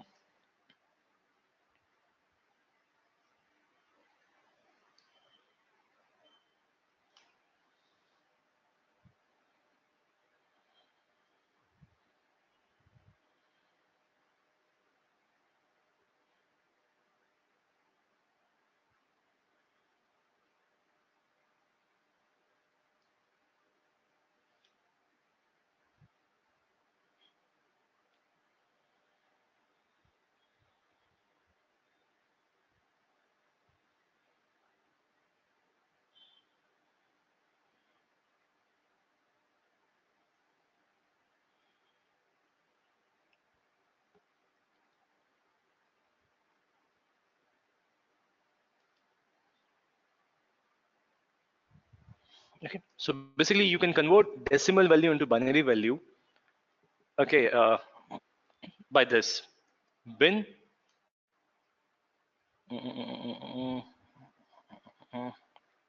60 is going to give you binary value, bin 13 is going to give you binary value, right? Now B basically represents your zeros, right? B will be representing your zeros, right? So here B is represented by 3 zeros, and here B is represented by sorry, 3 zeros and 1 0. Okay, so the another function that you should be aware about is bin, converting decimal value or converting your integer into binary.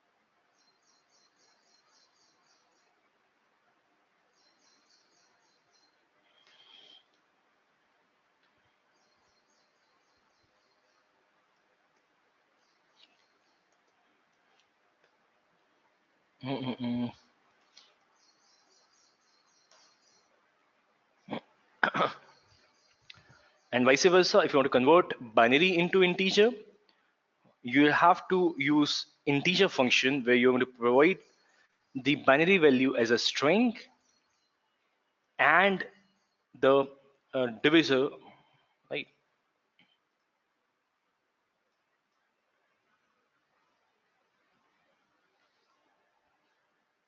Okay, normally, Dhamesh, all the characters have is represented by 8-bit value, right? So whenever you see a B, right? So it is a compressed form of zeros. If you have a lot of zeros, then it will be compressed using B, and B basically represent as a binary.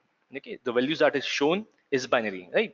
Otherwise, you can easily get confused with a string, right?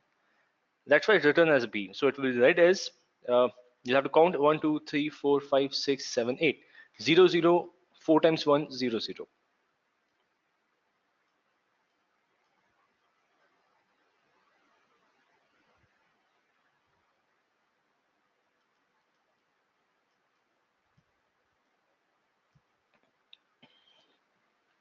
Okay, Vinisha, you are not able to download the Anaconda. That means what? As in, you were not able to download it, or you're not able to install it.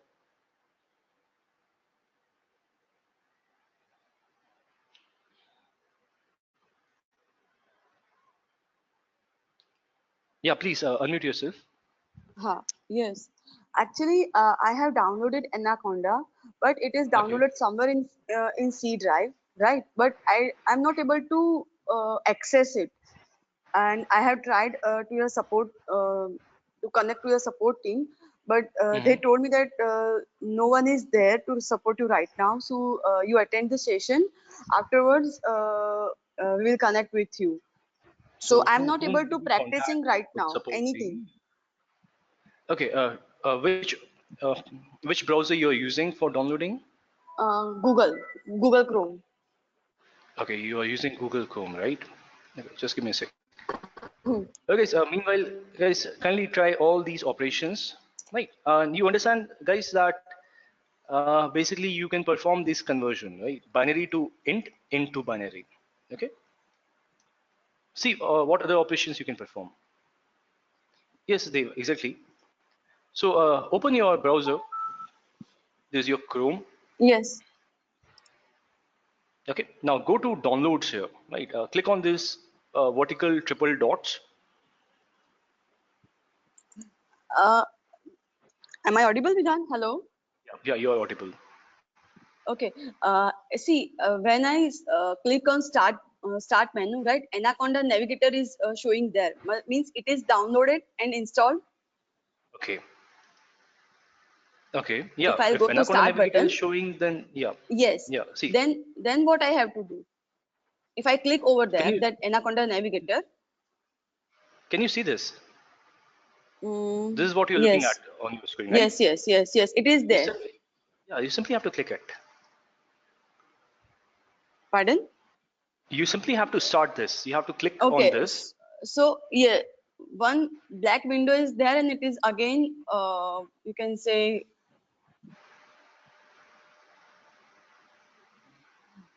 I'm trying since yesterday. Okay. So is it showing some error, or is it not opening the screen, or are you getting I, this screen or not? just tell me where I need to code or practicing all this in Python or in Anaconda. See, Anaconda is what we call advanced distribution of Python. Okay. Let's do one Okay. thing. Let me wrap it up, right? And then I'll come See, back to one you. Okay. coding window is appearing and again it is disappear. Yeah, let it disappear. It is See, opening Jupyter Notebook. okay. See here. Kindly Hello. kindly listen to me very carefully, right? No, Okay. this kind I'll of screen tell is you all not there. this. Okay. Kindly listen to me very carefully. See, when you Hello. click on the hello, are you able It to is hear me? going online only. Okay. See this here, Vidisha. Okay. Kindly observe this. Click on the start menu. Hello. Okay. Mm, Yeah. Tell no, me. Vidhan, I'm not able to start it, and that's why I told you that don't disturb other ones. Let's complete this session, Okay. Yeah. then Let's. I'll Sure. connect to Sure. you. Sure. Sure. At the end of the session, do not leave the session, Vidisha. Stay here.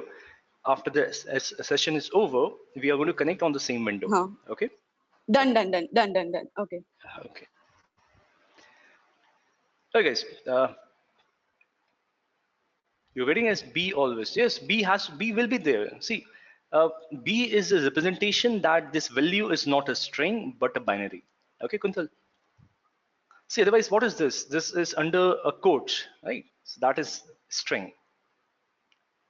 To convert bin into a decimal, you have to write it like this. Okay, your binary value passed by. Uh, okay, can I do something like this? Tell me. Will it give me the same result? Yes. Okay. So that is how you convert decimal into binary and binary into decimals. Now, guys, kindly perform these operations. Try it out, or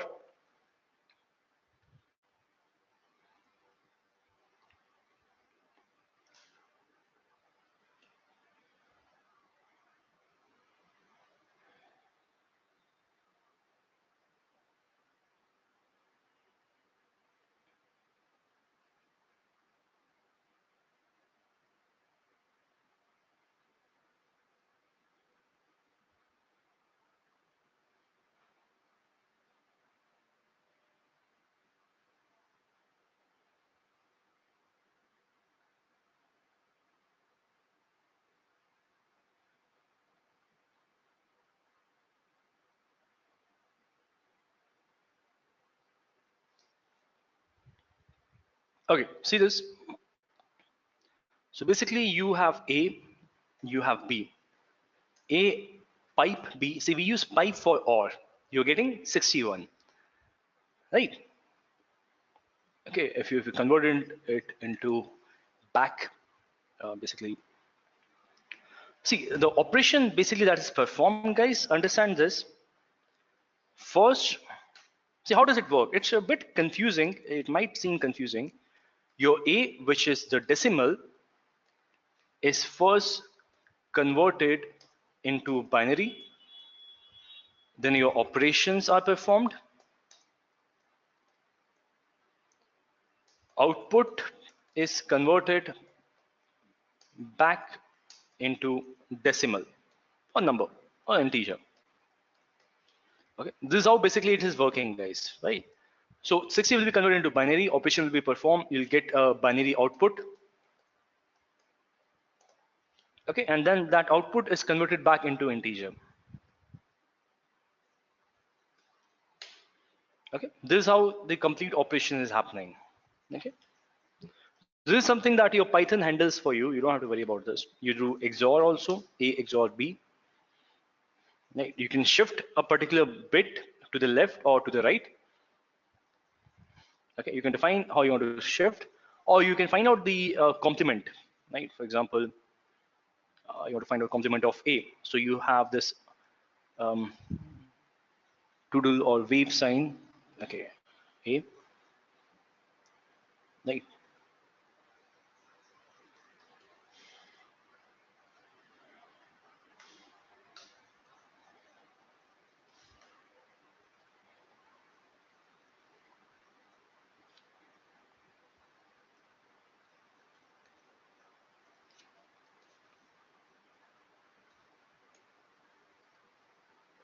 Okay.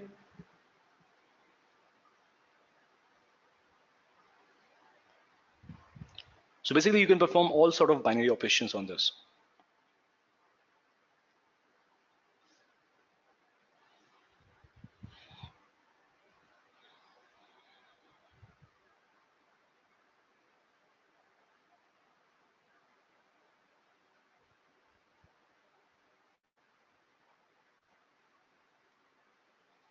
Yes, Dave, it is represented. See, there's no another way that it's going to represent, right? It cannot represent it as integer. It cannot represent it as decimal. It cannot be represented as complex. So it represented as a structure of string, right? See, this is how you create a string, right? With the help of quotes. Inside that, it is creating it, and the only differentiator is that it will have zeros and ones and a letter B.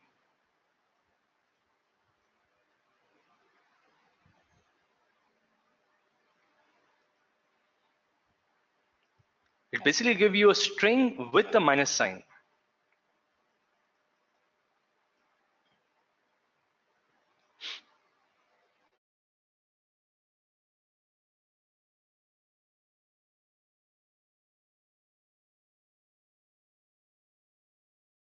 The reason minus sign, see, because the complement of A is minus 61. So for representing it in binary and to differentiate between your 0B 4 times 1 0 and your complementary of 13, it is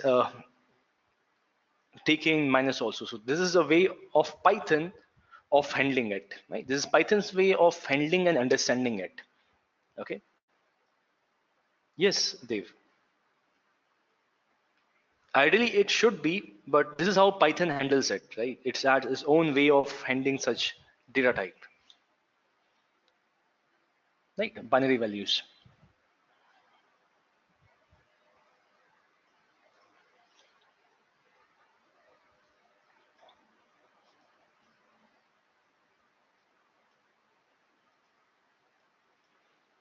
Similarly, you can do a shift, binary left shift, binary right shift, right? You can try it out.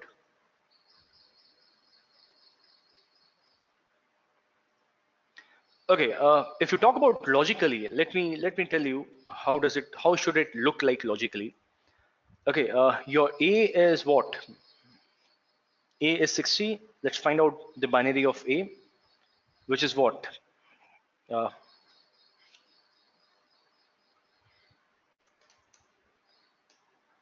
right, that is 0 0 1 1 1 1 0 0. Right. So complement of A will be what? You can tell me, guys.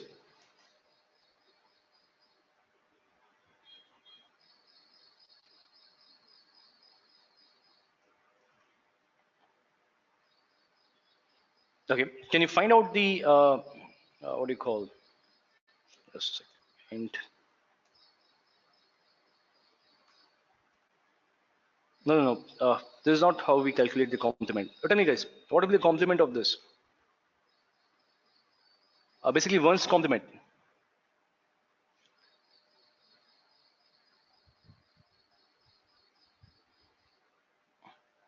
Mm, mm, mm, mm, mm, mm, mm, mm.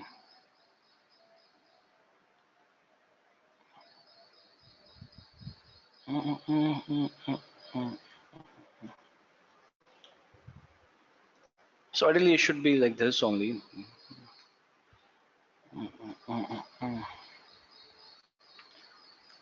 Okay, I'll have to check. Normally, your complement works like this only, right? So if I find out the complement of A, it should be 60. It's coming at minus 61. Okay, I'll have to check, guys. Right? There's something I'm missing. Right? Might be the range of this. Okay.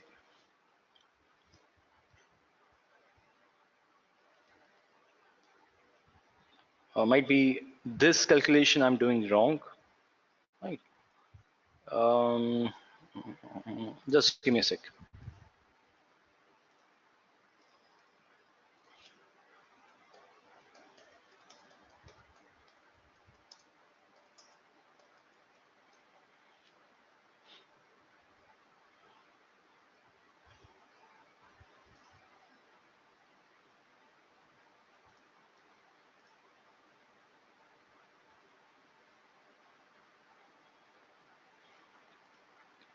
Okay. So basically, it is taking signed to's complement, right? See, basically, it's not only taking complement of these bits; it is taking complement of the complete structure also, right? Okay, it is taking to's complement.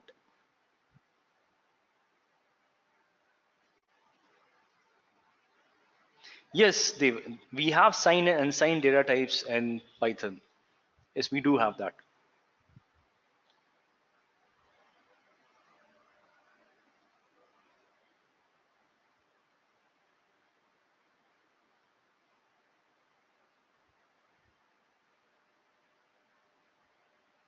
Okay, so basically here the concept is of signed and unsigned binary values. Okay, uh, okay, let me tell you. So when we say unsigned number, right, how it's going to be represented as is all the number. Let's talk about any number. All the number will be represented as what? Say that the number is of n bit. Like n bit is the size of the number. Right, 8 bit, 7 bit, 10 bit. So unsigned number will vary from where to where? From 0 to 2 to the power uh, Is the power sign? Yeah, 2 to the power n minus 1. Okay. Now, in this case, your MSB or most significant bit is going to do what? Is going to be representing as the sign bit. Right? Okay. Now, if your most significant bit is equal to 0, then what is going to happen?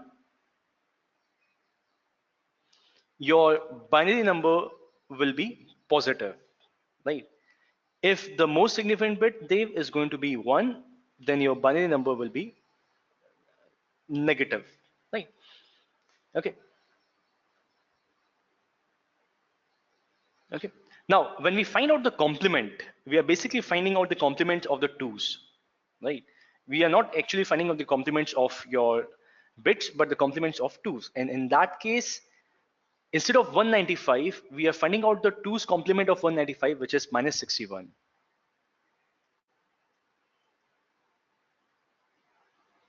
For unsigned, it will be always positive, not necessarily actually, right? In this case, in binary digital values, you will get 1 as negative, 0 as positive.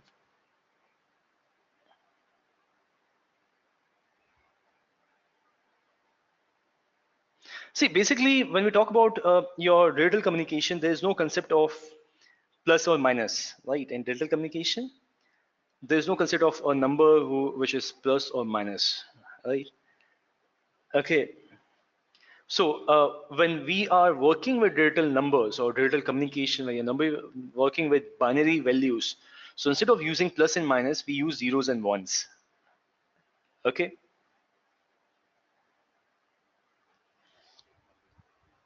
So you consider 0 as positive, you consider 1 as a negative. Okay, that is how we represent it.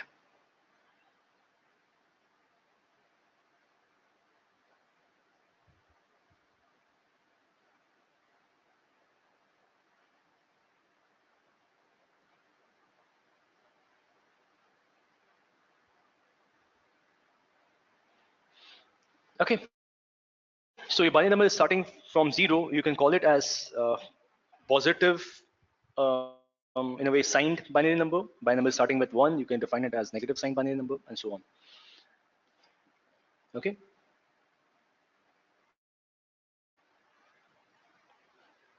Now it will come under your number systems, binaries and all, right?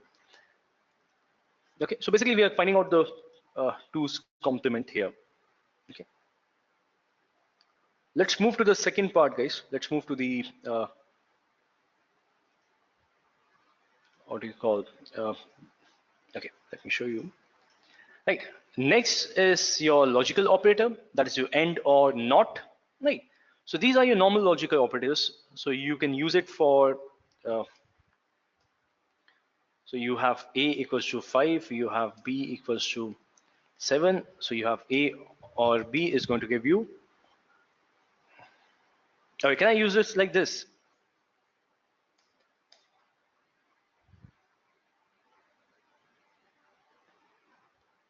Okay, how I'm going to use this, guys? So basically, these operators, logical operators, we prefer or we do to, or we use it with the Boolean values, right? So let's see a Boolean value first, okay? So in Python, you have a 4 data types, which is what we call Boolean,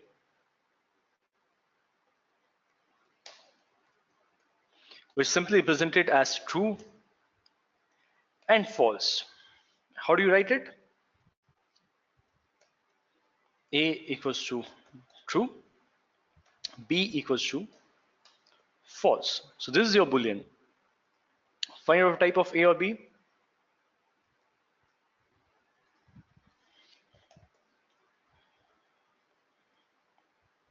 Now you can perform OR operation, AND operation, not or negation operation, not A, not B.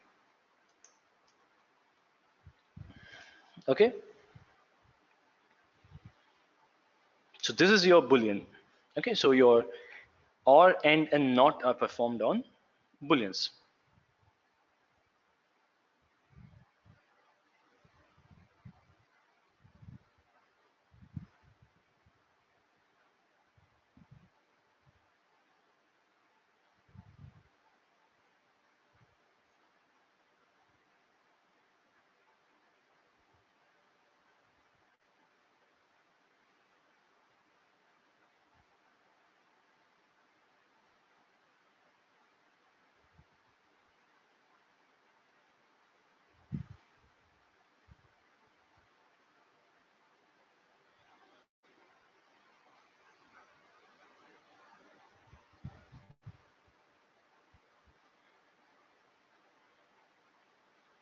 Okay, if you're going to perform it on your normal integers, how is it going to perceive it?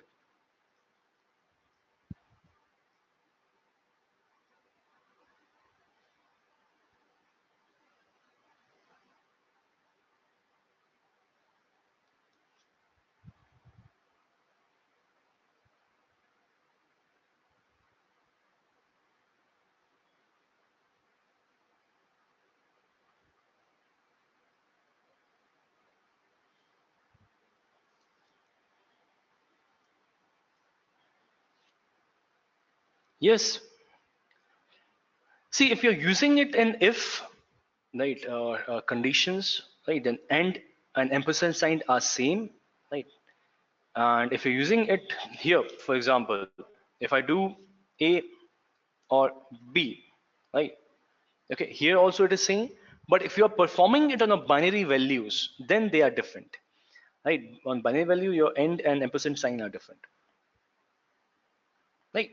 So if you want to perform binary operations, then you'll have to use ampersand sign pipe for doing that. If you're doing it using it in if, say if A is greater than B and uh, A is less than C, right? There your end and ampersand are same, right? Pipe and or are same. Okay, so only difference is when you're using it on a binary values, then you use ampersand sign and pipe sign.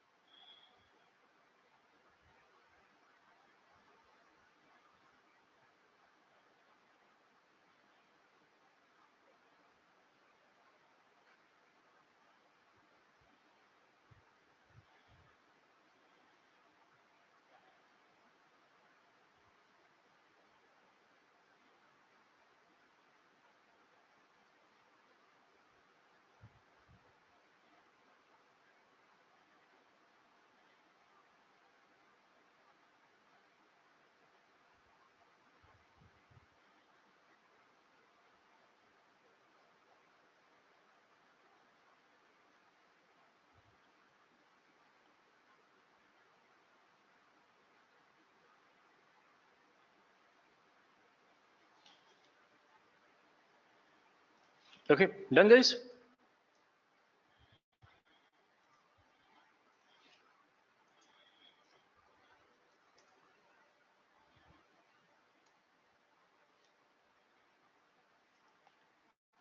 uh, Double ampersand sign, we don't use it.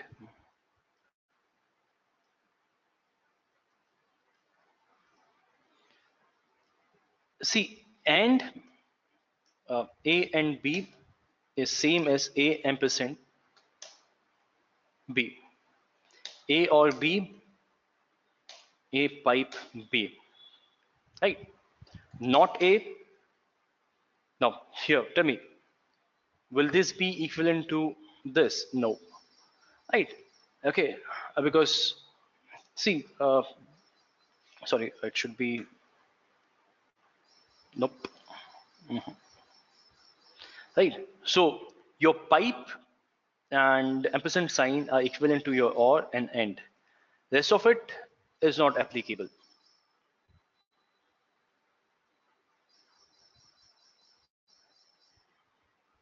Yes, compared to C, no, you don't have double ampersand sign. Yes, that is a good observation. When you're writing true or false, guys, it cannot be like this.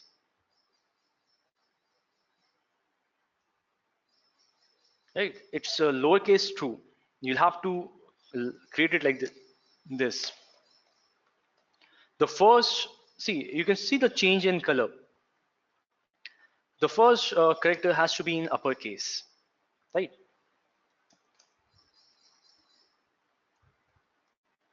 Okay, for writing a boolean, your first character of true or false, that is T or an F, has to be in uppercase.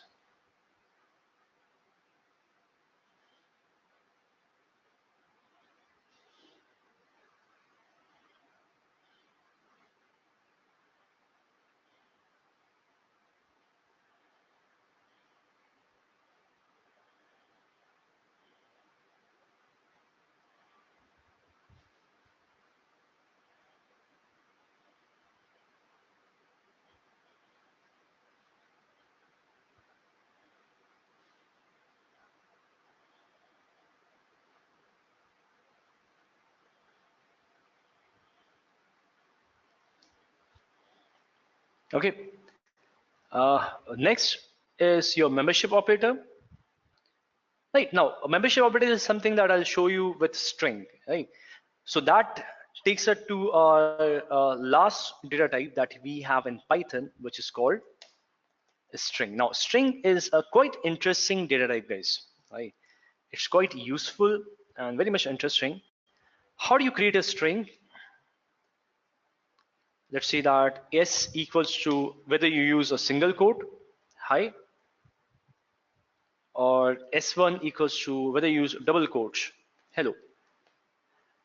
They both are used for creating the string. There is no difference. Okay, there is no difference, guys. Okay, see this.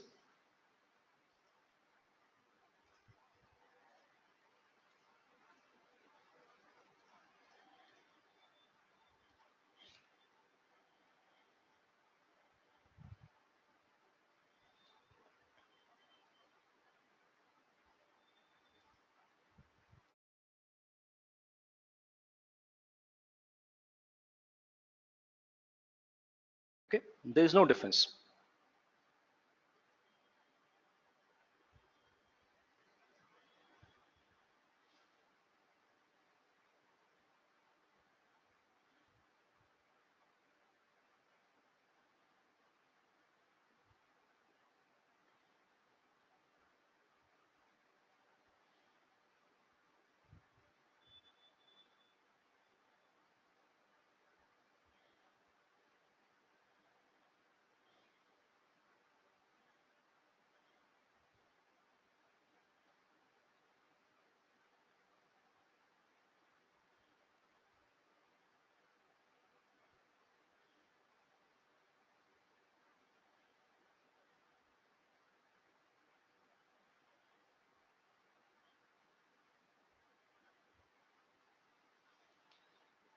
Okay, so what are the operations that you can perform on a string?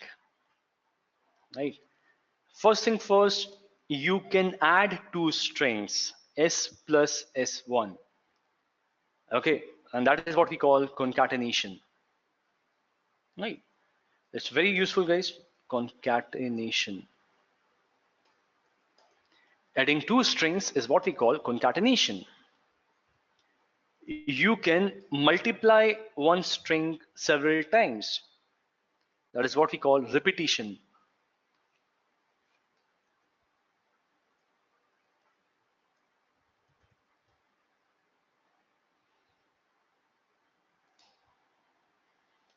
Okay?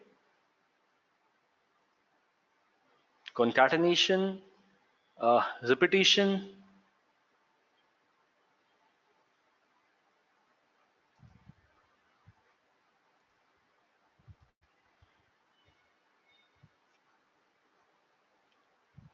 Apart from that, okay, try it out, guys. Concatenating, that is adding two strings.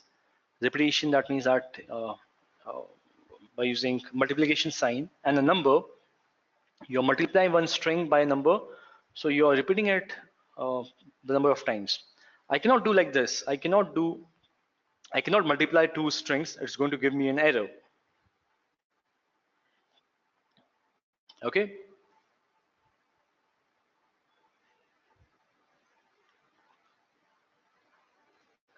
Apart from that, you can create a multi-line string, right? Or how to place space. Where you want to place space? Hello, guys. That is a space.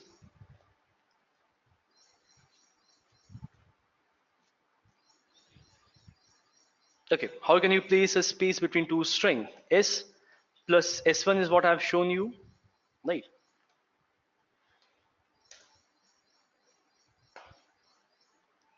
Okay. So you have two strings and you have included an empty string in between with a space. Okay.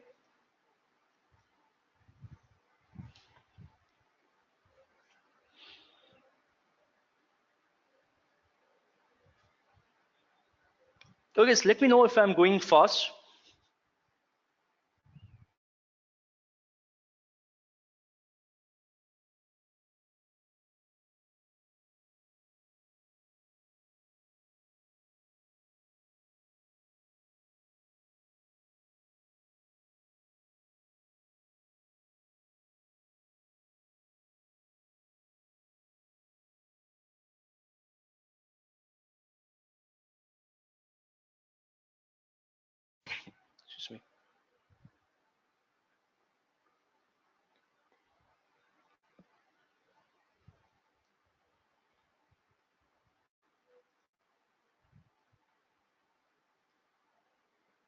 Okay, if you want to perform a, okay, how can you perform a reverse of a string? Okay, tell me. Can you think of it?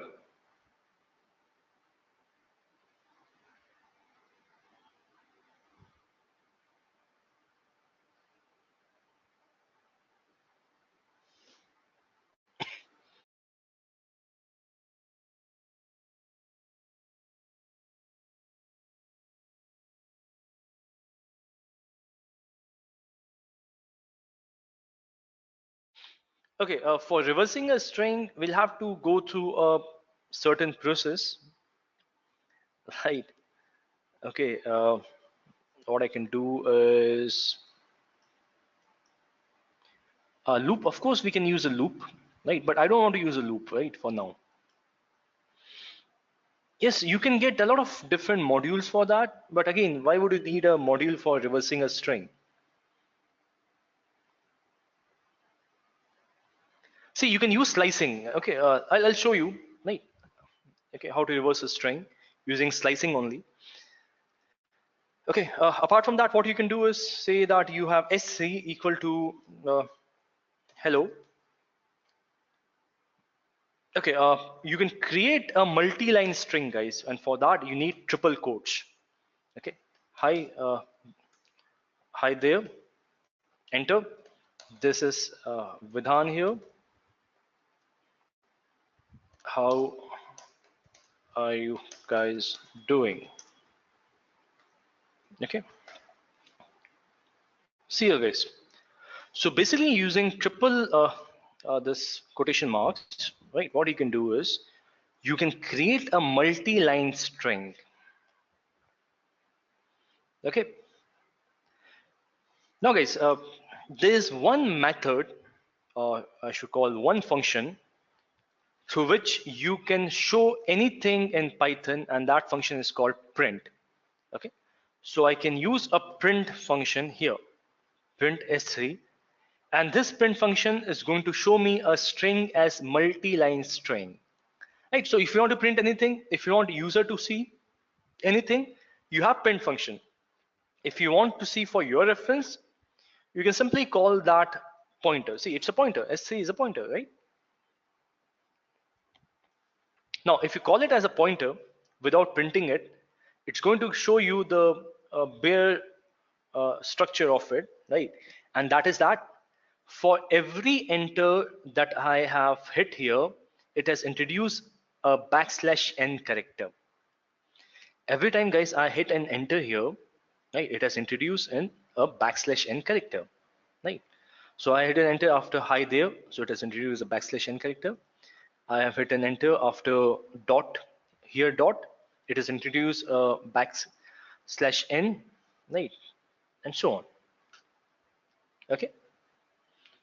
So \n is another character that your Python recognizes, right, guys? So in almost all the languages, guys, \n is a character. We call it a character, which is used for changing the line, right? So when you hit an enter, and when you see that, okay, the line has changed, that is because of this \n character, or your language is recorded as \n, right? So vice versa, I can do something like this: s4 equals to hi, uh, \n there.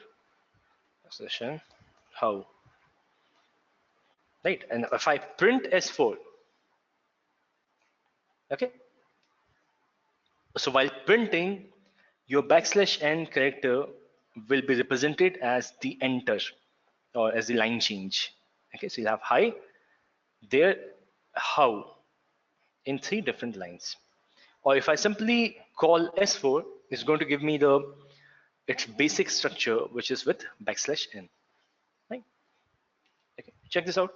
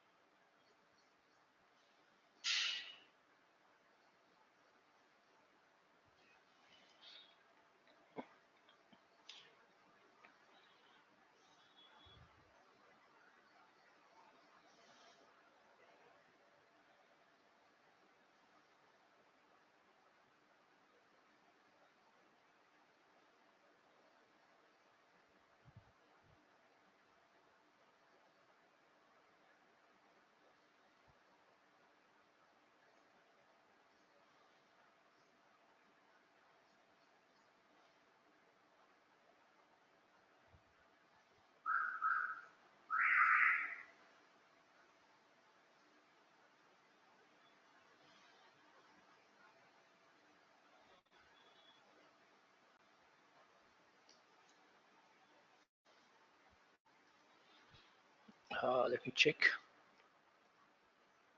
Okay, using double backslash n.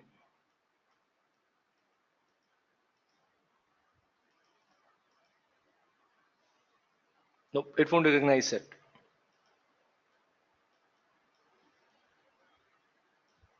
Yes, because you're using double backslash n. Yep, it's only single backslash n. Its meaning changes, right? Yes.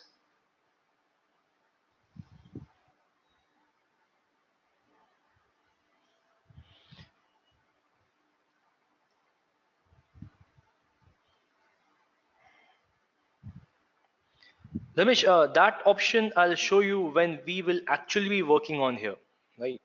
So right now we are working here, which does not require any of the options, right? So we are into interpreter mode right now. When we'll move to this batch script mode, then I'll explain you what Spider is all about. I don't want to overflow you all with uh, unnecessary information for now, when it is not required, right? Okay, so right now these information are not required. What these buttons are meant for, right? Okay, we are simply building up the basics for now. Okay, apart from that, guys, see your triple uh, this quotation mark signs are also used for commenting, right? Okay, so you use this for multi-line commenting, right, guys? In Python, we use this for multi-line commenting, and your code completely ignores it, right? Apart from that, for commenting in Python, we use pound or hash sign, right? I can write print something string hi, and after that I write hash, which is for commenting. I write this is a print function. You'll see that whatever is coming after hash, your Python is completely ignoring it.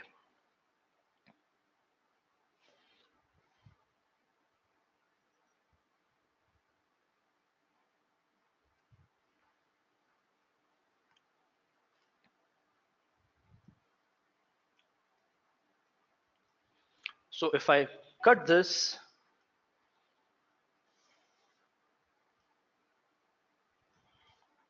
and paste it here, you'll see that after hash, anything that is coming is considered as commented, right?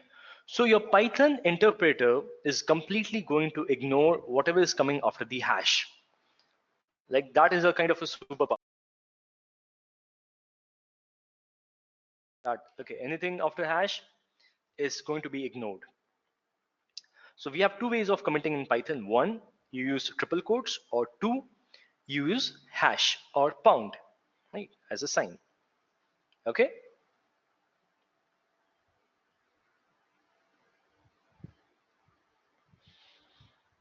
Now your string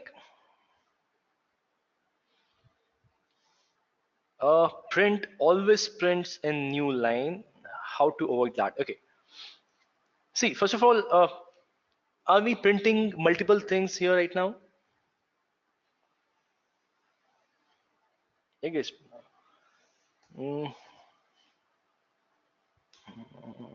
okay, I'll show you how to do that.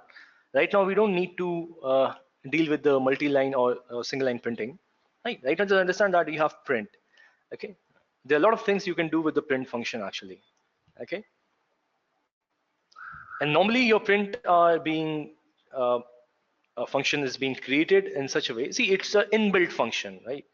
Which Python itself has built, right? Okay, and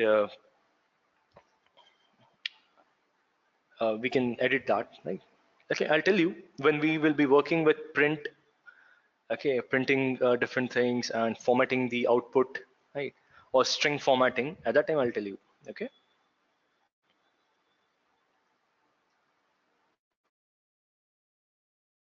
Just give me a minute, guys.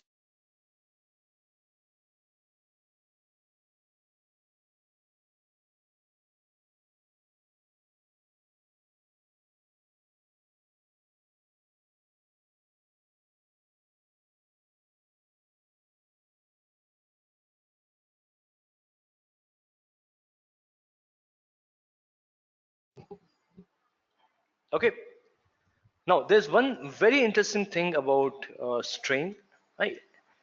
It is you must have understood now that it is quite different than what we have learned as in data types till now.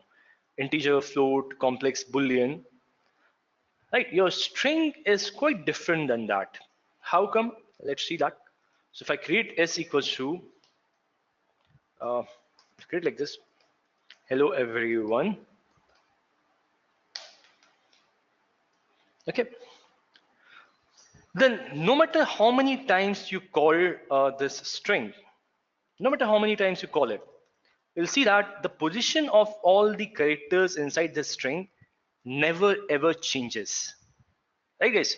Now that is one thing about the string.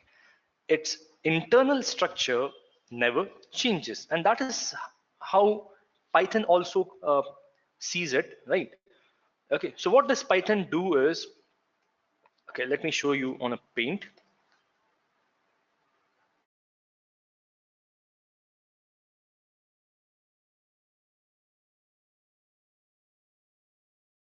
So you have hello everyone, right? This is the structure that we have created.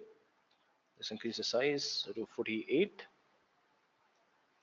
So what Python does is Python has fixed the location of all these characters inside the string, right?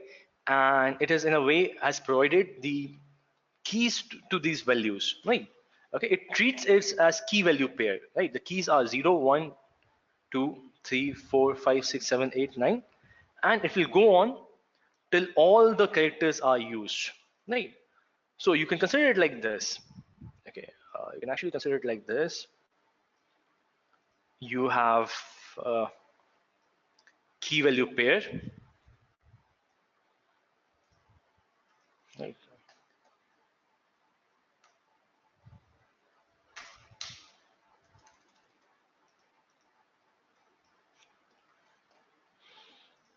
Okay, so your keys are what?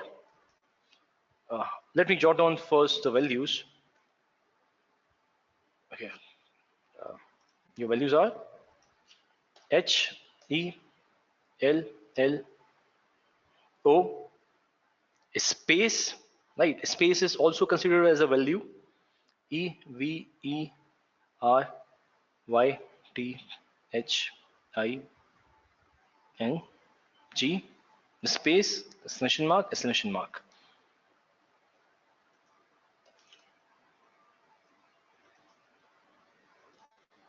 Okay, so all these things is being assigned with certain values. That will be 0, 1, 2, 3, 4, 5, 6, 7, 8, 9, 10, 11, 12, 13, 14, 15, 16, 17, 18. Right? So what it has done actually is Python, since the location or the position of these characters inside the string are fixed, so what it has done is it has provided index to all of these characters, right? And the indexing starts from 0. So you can consider it as a key value pair, right? Where your these are your unseen, unknown, unshown keys, and all these keys are associated with the values, and we can do that. Why? Because these values are fixed. These values are not going to change. So I can have a keys assigned to it which has a permanent value, right? So that is what we call indexing in Python. Okay, so Python have or indexing, or Python supports indexing. So if you want to find out the index, right, or if you want to access say h from hello, then let's check what is the key or what is the index of h. It's 0. So that is how I'll represent it. That is how I'll represent it. So my H, see, when you call a key, you get the value, right? When you call an index, you'll get the value, right? So basically, you're finding out the, or you're calling out the character at position 0, right? So at position 0, we have H. Now let's see that if I want to find out the character which is at position, say 11. I'm not sure what is the character at 11. It's O. Let's see. 1, 2, 3, 0, 1, 2, 3, 4, 5, 6, 7, 8, 10. Okay, it was hello everyone, not everything, so it has to be O. My bad. Okay, similarly, if you want to find out, you can find out what is at 5, and at 5 there's nothing, right? So index 5 means what? The sixth element, right? H has index 0, E has index 1, L index 2, L index 3, O index 4, and empty space has index 5. Okay, see this, guys.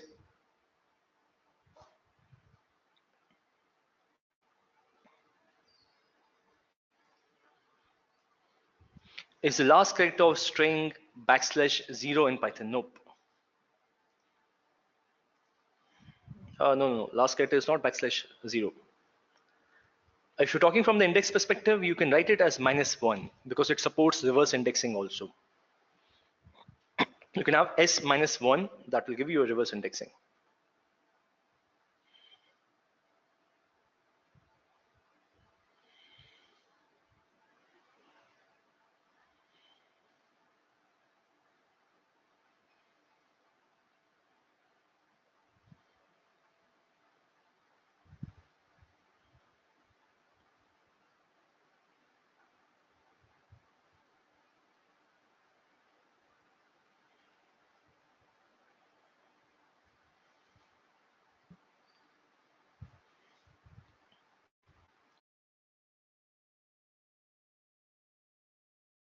Okay, that is what we call indexing.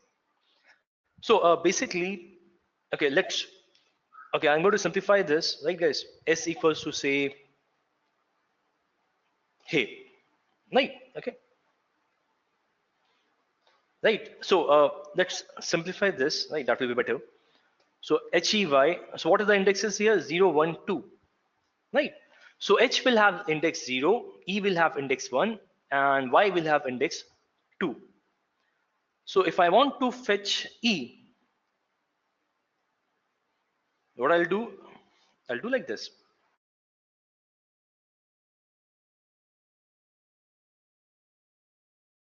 So basically the formula is, if you want, okay, or I should simplify it, the index of the nth element in a string, nth element, we call it element or character in a string is n minus 1. Okay, so you want to find out the index of nth character, it will be n minus 1. Okay, that is how it works in Python.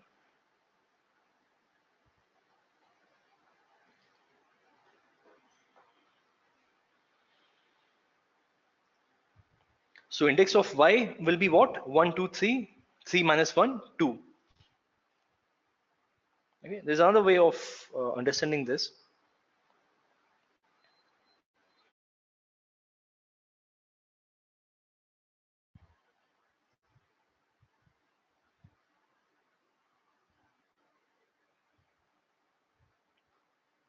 Easy, guys, indexing.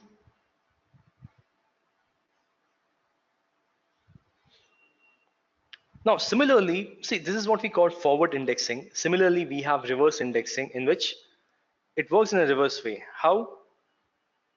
The last character will have index -1. Before that, we'll have -2, and then -3. So y will have index of -1.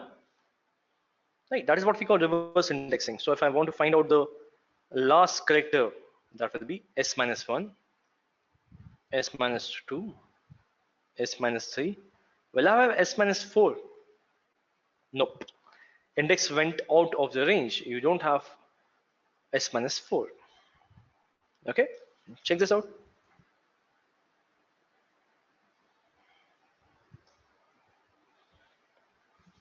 So guys, indexing plays a very important role. Okay, I'll explain you slicing also, but not today, in the next lecture. Right. I think today that will be enough. Right. If you have any queries, you can ask me.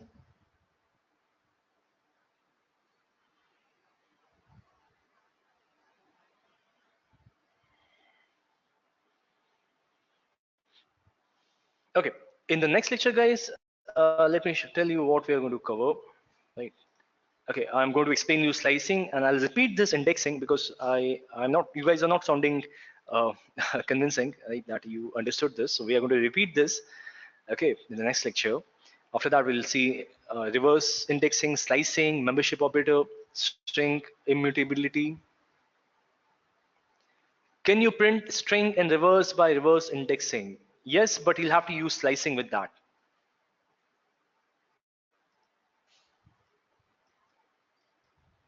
Kuntal, you'll have to use a slicing here, and I have not told you about slicing, right?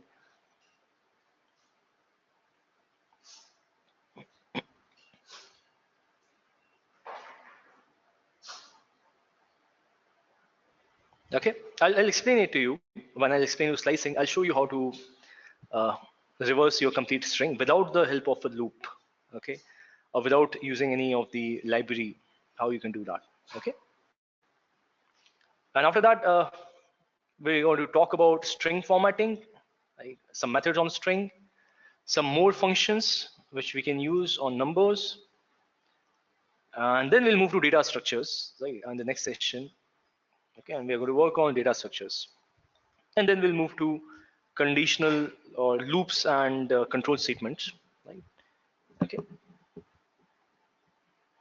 Okay, so our major emphasis will be in automating, and these are the basics that are required for automating your task, right? High, mid, and low level languages. Okay.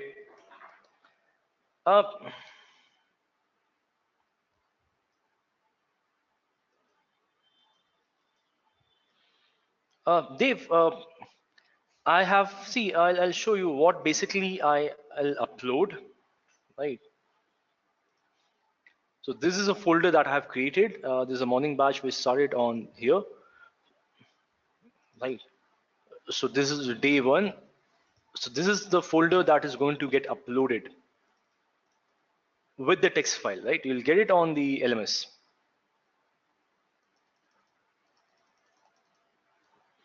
Okay, yesterday's question was, guys, examples of compiler-based language and interpreter-based languages, right? Example of your high-level, mid-level, low-level languages.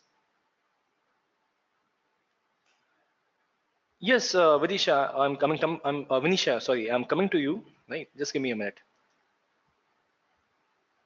Damish, kindly contact support team. You must have the LMS access. Just ask for the credentials from them.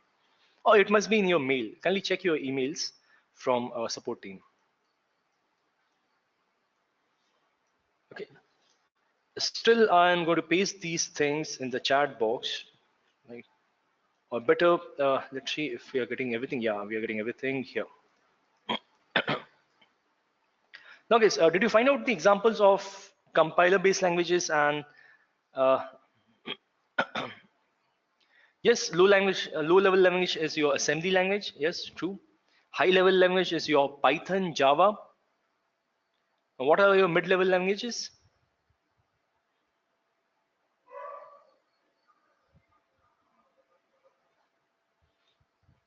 Your C is a perfect example of your mid-level language, right?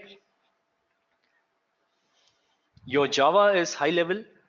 Okay, in low-level you have assembly languages, right, which we use for coding on the hardwares.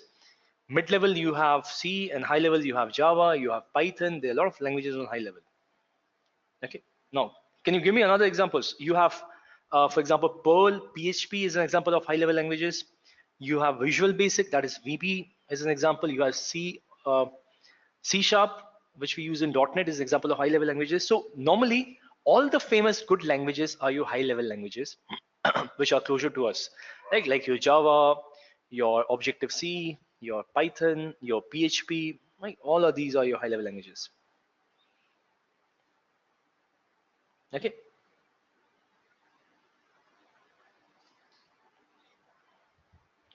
Now, examples of your compiler and interpreter-based languages.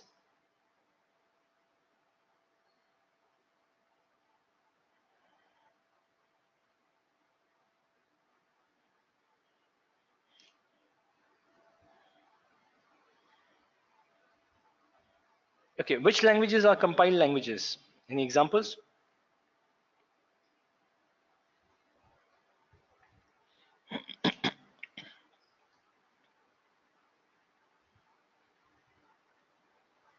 Okay, chat is not scrolling. Sorry.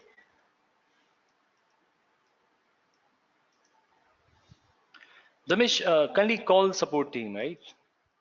For the same, because I have no information about LMS.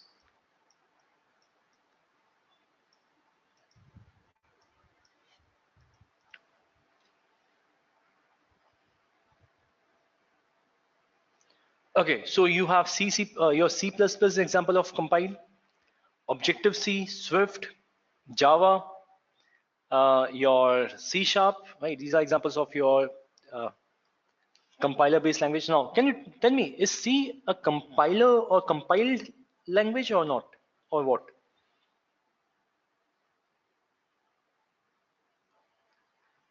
What about C, guys? Is C a compiled language? Okay, meanwhile, you are figuring out examples of interpreted language is your example Python, your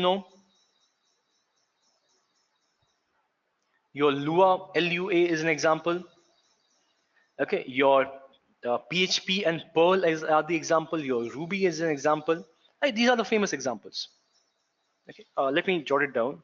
Right. Is your Ruby, Python, Perl, PHP, Lua. Compile your C++, Java, Objective C, Swift, C sharp. These are the famous ones, right? So where does your C language falls?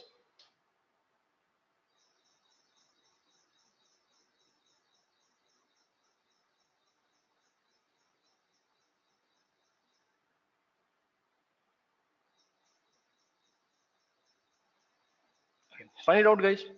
Okay. So that will be all for today, guys. Right. We'll continue from here in the next lecture. We are going to talk about string again, and then we'll move to data structures. And we'll perform some more operations to understand this. Okay. You too, Dave. Have a good day, guys. Have a good week. Okay. Except Venisha, you all can log off if you want to, right? Okay. Yes, Venisha, I'm going to unmute you, right? And let's solve your issue. Hello, Okay, am I Venisha. audible? Yes, you are audible. Now, there are few questions and few steps that I'll ask you to do. Kindly follow that very carefully. Hmm. Okay? Okay, Okay, let okay, me jot it down.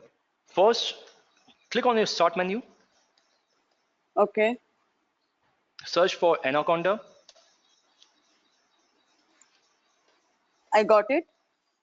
Now, what do you see? Can you see Anaconda Navigator there? Anaconda Navigator Sorry. is there. The green circle is showing and it is loading. No, it looks like this only because its logo is a green circle, almost Mm, 70% loaded. Okay, it click is on this. opening Anaconda. Mm, hello, Okay, hello. listen to me. Follow what I'm saying. Hmm. Okay, Okay. so when you see Anaconda here in the menu, simply click on this. Hmm. Right, so it is going to Hmm. show you some black window, right? A black window appeared. Let it happen. Exactly. Yes, they, It is you all can disconnect. yes. And now, can you see something like this? A green half, almost As it is also 67% completed. completed. It is also completed. Okay, I'm on the page where I can see Jupyter Lab, Notebook, Qt console, Spider. perfect. Okay, so you're on this page, right? Yes, yes, yes, yes. Now, here, can you see Spider? Yes. Click on It this is launch. asking me to launch. I need to Yeah, click launch. yeah, you need to click Okay. launch. Okay, so it might take time. Right. See, mine is still Okay. loading at the bottom right. You can see that, right? Hmm.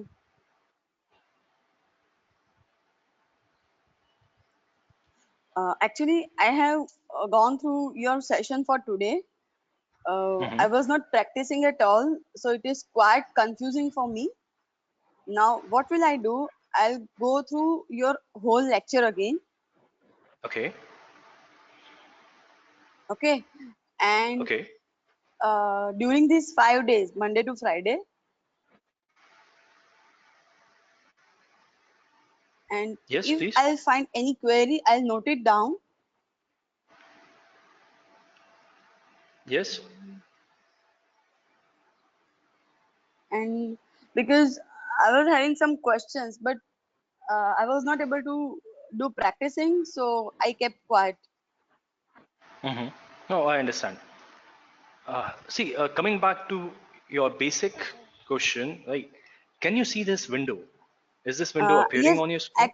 no, it is actually it is showing spider 3, but Okay. it is still Let loading. it load. What is the configuration of your machine, Vinisha? It is 4 GB RAM, Mm-hmm. Okay. Core i5 processor, 64-bit. Okay. So that should be enough. Now, uh, It is still loading. no worries. Open your task manager once. Like yours is Task Windows 10. manager? Yeah. Uh, no, not 10, I guess. 8, 7.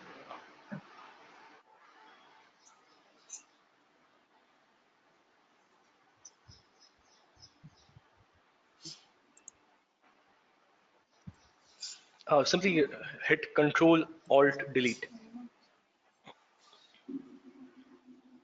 Just hold on.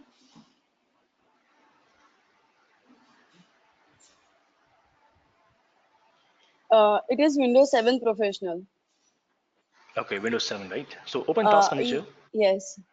Okay. Actually, I could see some spider editor. This is temporary script file. Is it okay? Okay. See here. Left in, Is yes. the screen that which you are looking at is matching the screen that I'm showing to you? Yes.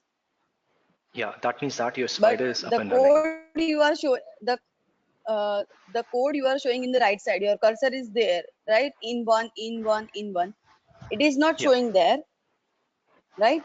Yes, users is there, which is showing in your screen right side, in the top of right side of the screen, right? Users is there in my screen, but left side your screen is blank, but it is showing spider editor. This is a temporary script file. Yeah, that is very normal. It's commented. this It must this be kind of like text this. is written left side of It my must be screen. between this. Yeah. It must be like this, right? Yes. That is normal. Yes, That is yes, very yes, normal. yes, yes, yes. That is completely fine. Okay, Okay. okay, okay. Now, So what you can whatever do, you taught today, yes. yeah, what you can do is you can go through the lecture, right? Okay, And if you have okay, any queries, any concern, you can drop me a mail, right? okay. May I If have your mail ID or support? you can drop it to support and referring to me that okay, I have this query, kindly forward it to Vidhan, or I have this query in Okay, Python, and they okay, will forward it to me, right? And okay, I'll revert it to you if it's not possible to solve it during our in the mail conversation. okay, Then we can on the mail only. I'll tell you that okay, Vinisha, you can come at like around half an hour before the lecture, and then we can sit and solve the issues. Okay, okay, will that work? okay. Because I'm having 5 days. Yes. I'll have 5 days to practicing whatever you taught today, right? I'll Yeah. just go through. Yesterday also I gone through your lectures again in the evening, right? Okay. So by what time your lecture will be uploaded on LMS? I'm not sure about that. You'll have to Okay, ask no support, problem. please. Because yesterday I checked after, you can say, 2 to 3 hours, it was there. Okay. right? So I'll do again the same. I just wanted to ask you one thing, that left side where you have shown this pink, right? I have to practice over there, No, no, you have to practice on the right. Go right through the video, side. you'll see that. Okay, Yeah, see on console basically. on console, and my result will be showing here only on On console. console only. Yeah, on console only. Okay, okay, Like okay, in, okay, this is okay. input. In is for And this input. is Out out. is for output. Yeah. Okay, Okay. okay, okay, okay. And every time I need to do practicing in Spider, right? Yes. For now, yes. Spider. For these 5 days, I need to practice in Spider, right? Yes. Okay, okay. Thank you very much. Thank you. Yeah. Welcome. Okay, Okay, guys. bye So, bye. okay. Bye bye. So, guys, I'll be signing off. If you have any queries, you can ask me, or we'll continue from the next week. Nothing. Okay, guys. Signing off now. Have a good week. Bye bye. Take care.